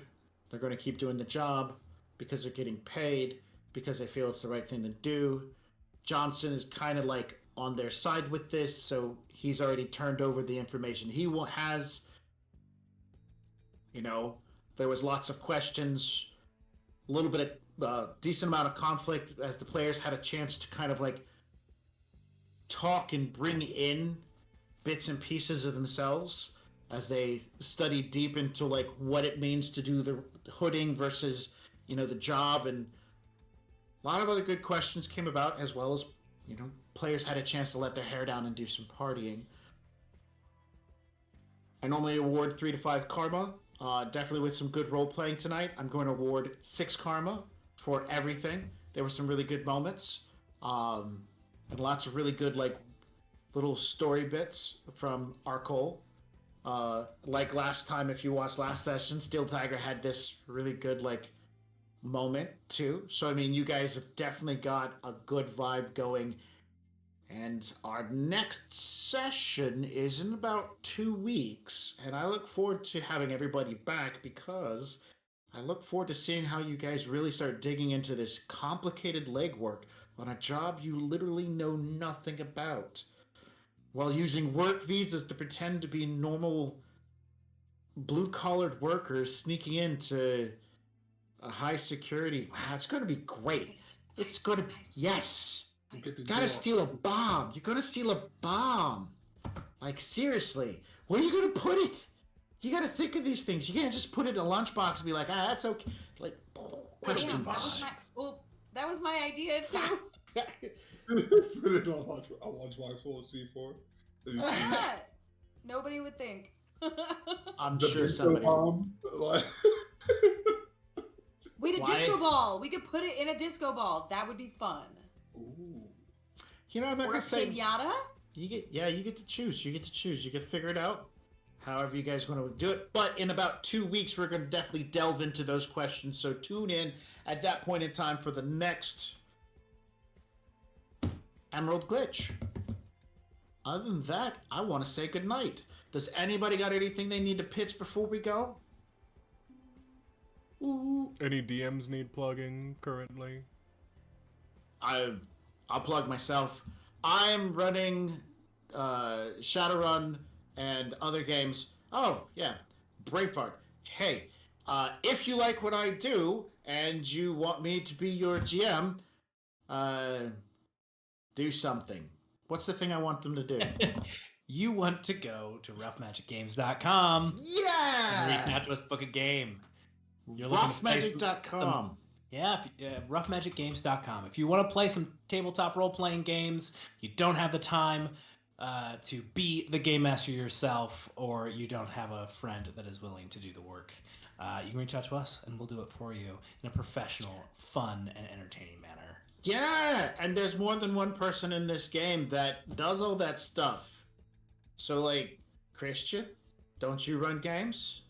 I do. I do. What about a spellcaster over here? I don't know. I dabble. You dabble. So yeah, if you want to schedule an adventure, reach out to us, and bam, here we are. Yeah, and if you're in the Jacksonville area, bam, I'm doing a. Here's mine. If you're in the Jacksonville area, I am running a game at a place called.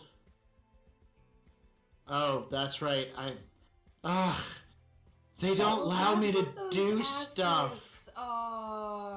Give me permissions. No, don't give me permissions. I'm probably denied permissions for a good reason. If you're in the Jacksonville area and looking to sit at a table and have some fun with me, I'm going to be running a game at the Dark Bar later in the month of January. That's all I got. Well, fantastic. Yeah. Much love, everybody. Yay. Thanks for a great game. Yeah, definitely. I'm enjoying you guys. It's a lot of fun. Like I told you, when I hang out with my other Game Master friends, I love to geek out about the little things that we're doing. They love hearing about it. All right. To the audience, thanks for tuning in, and we will catch you guys in 2 weeks. And we hope you guys had a great new year. Yeah.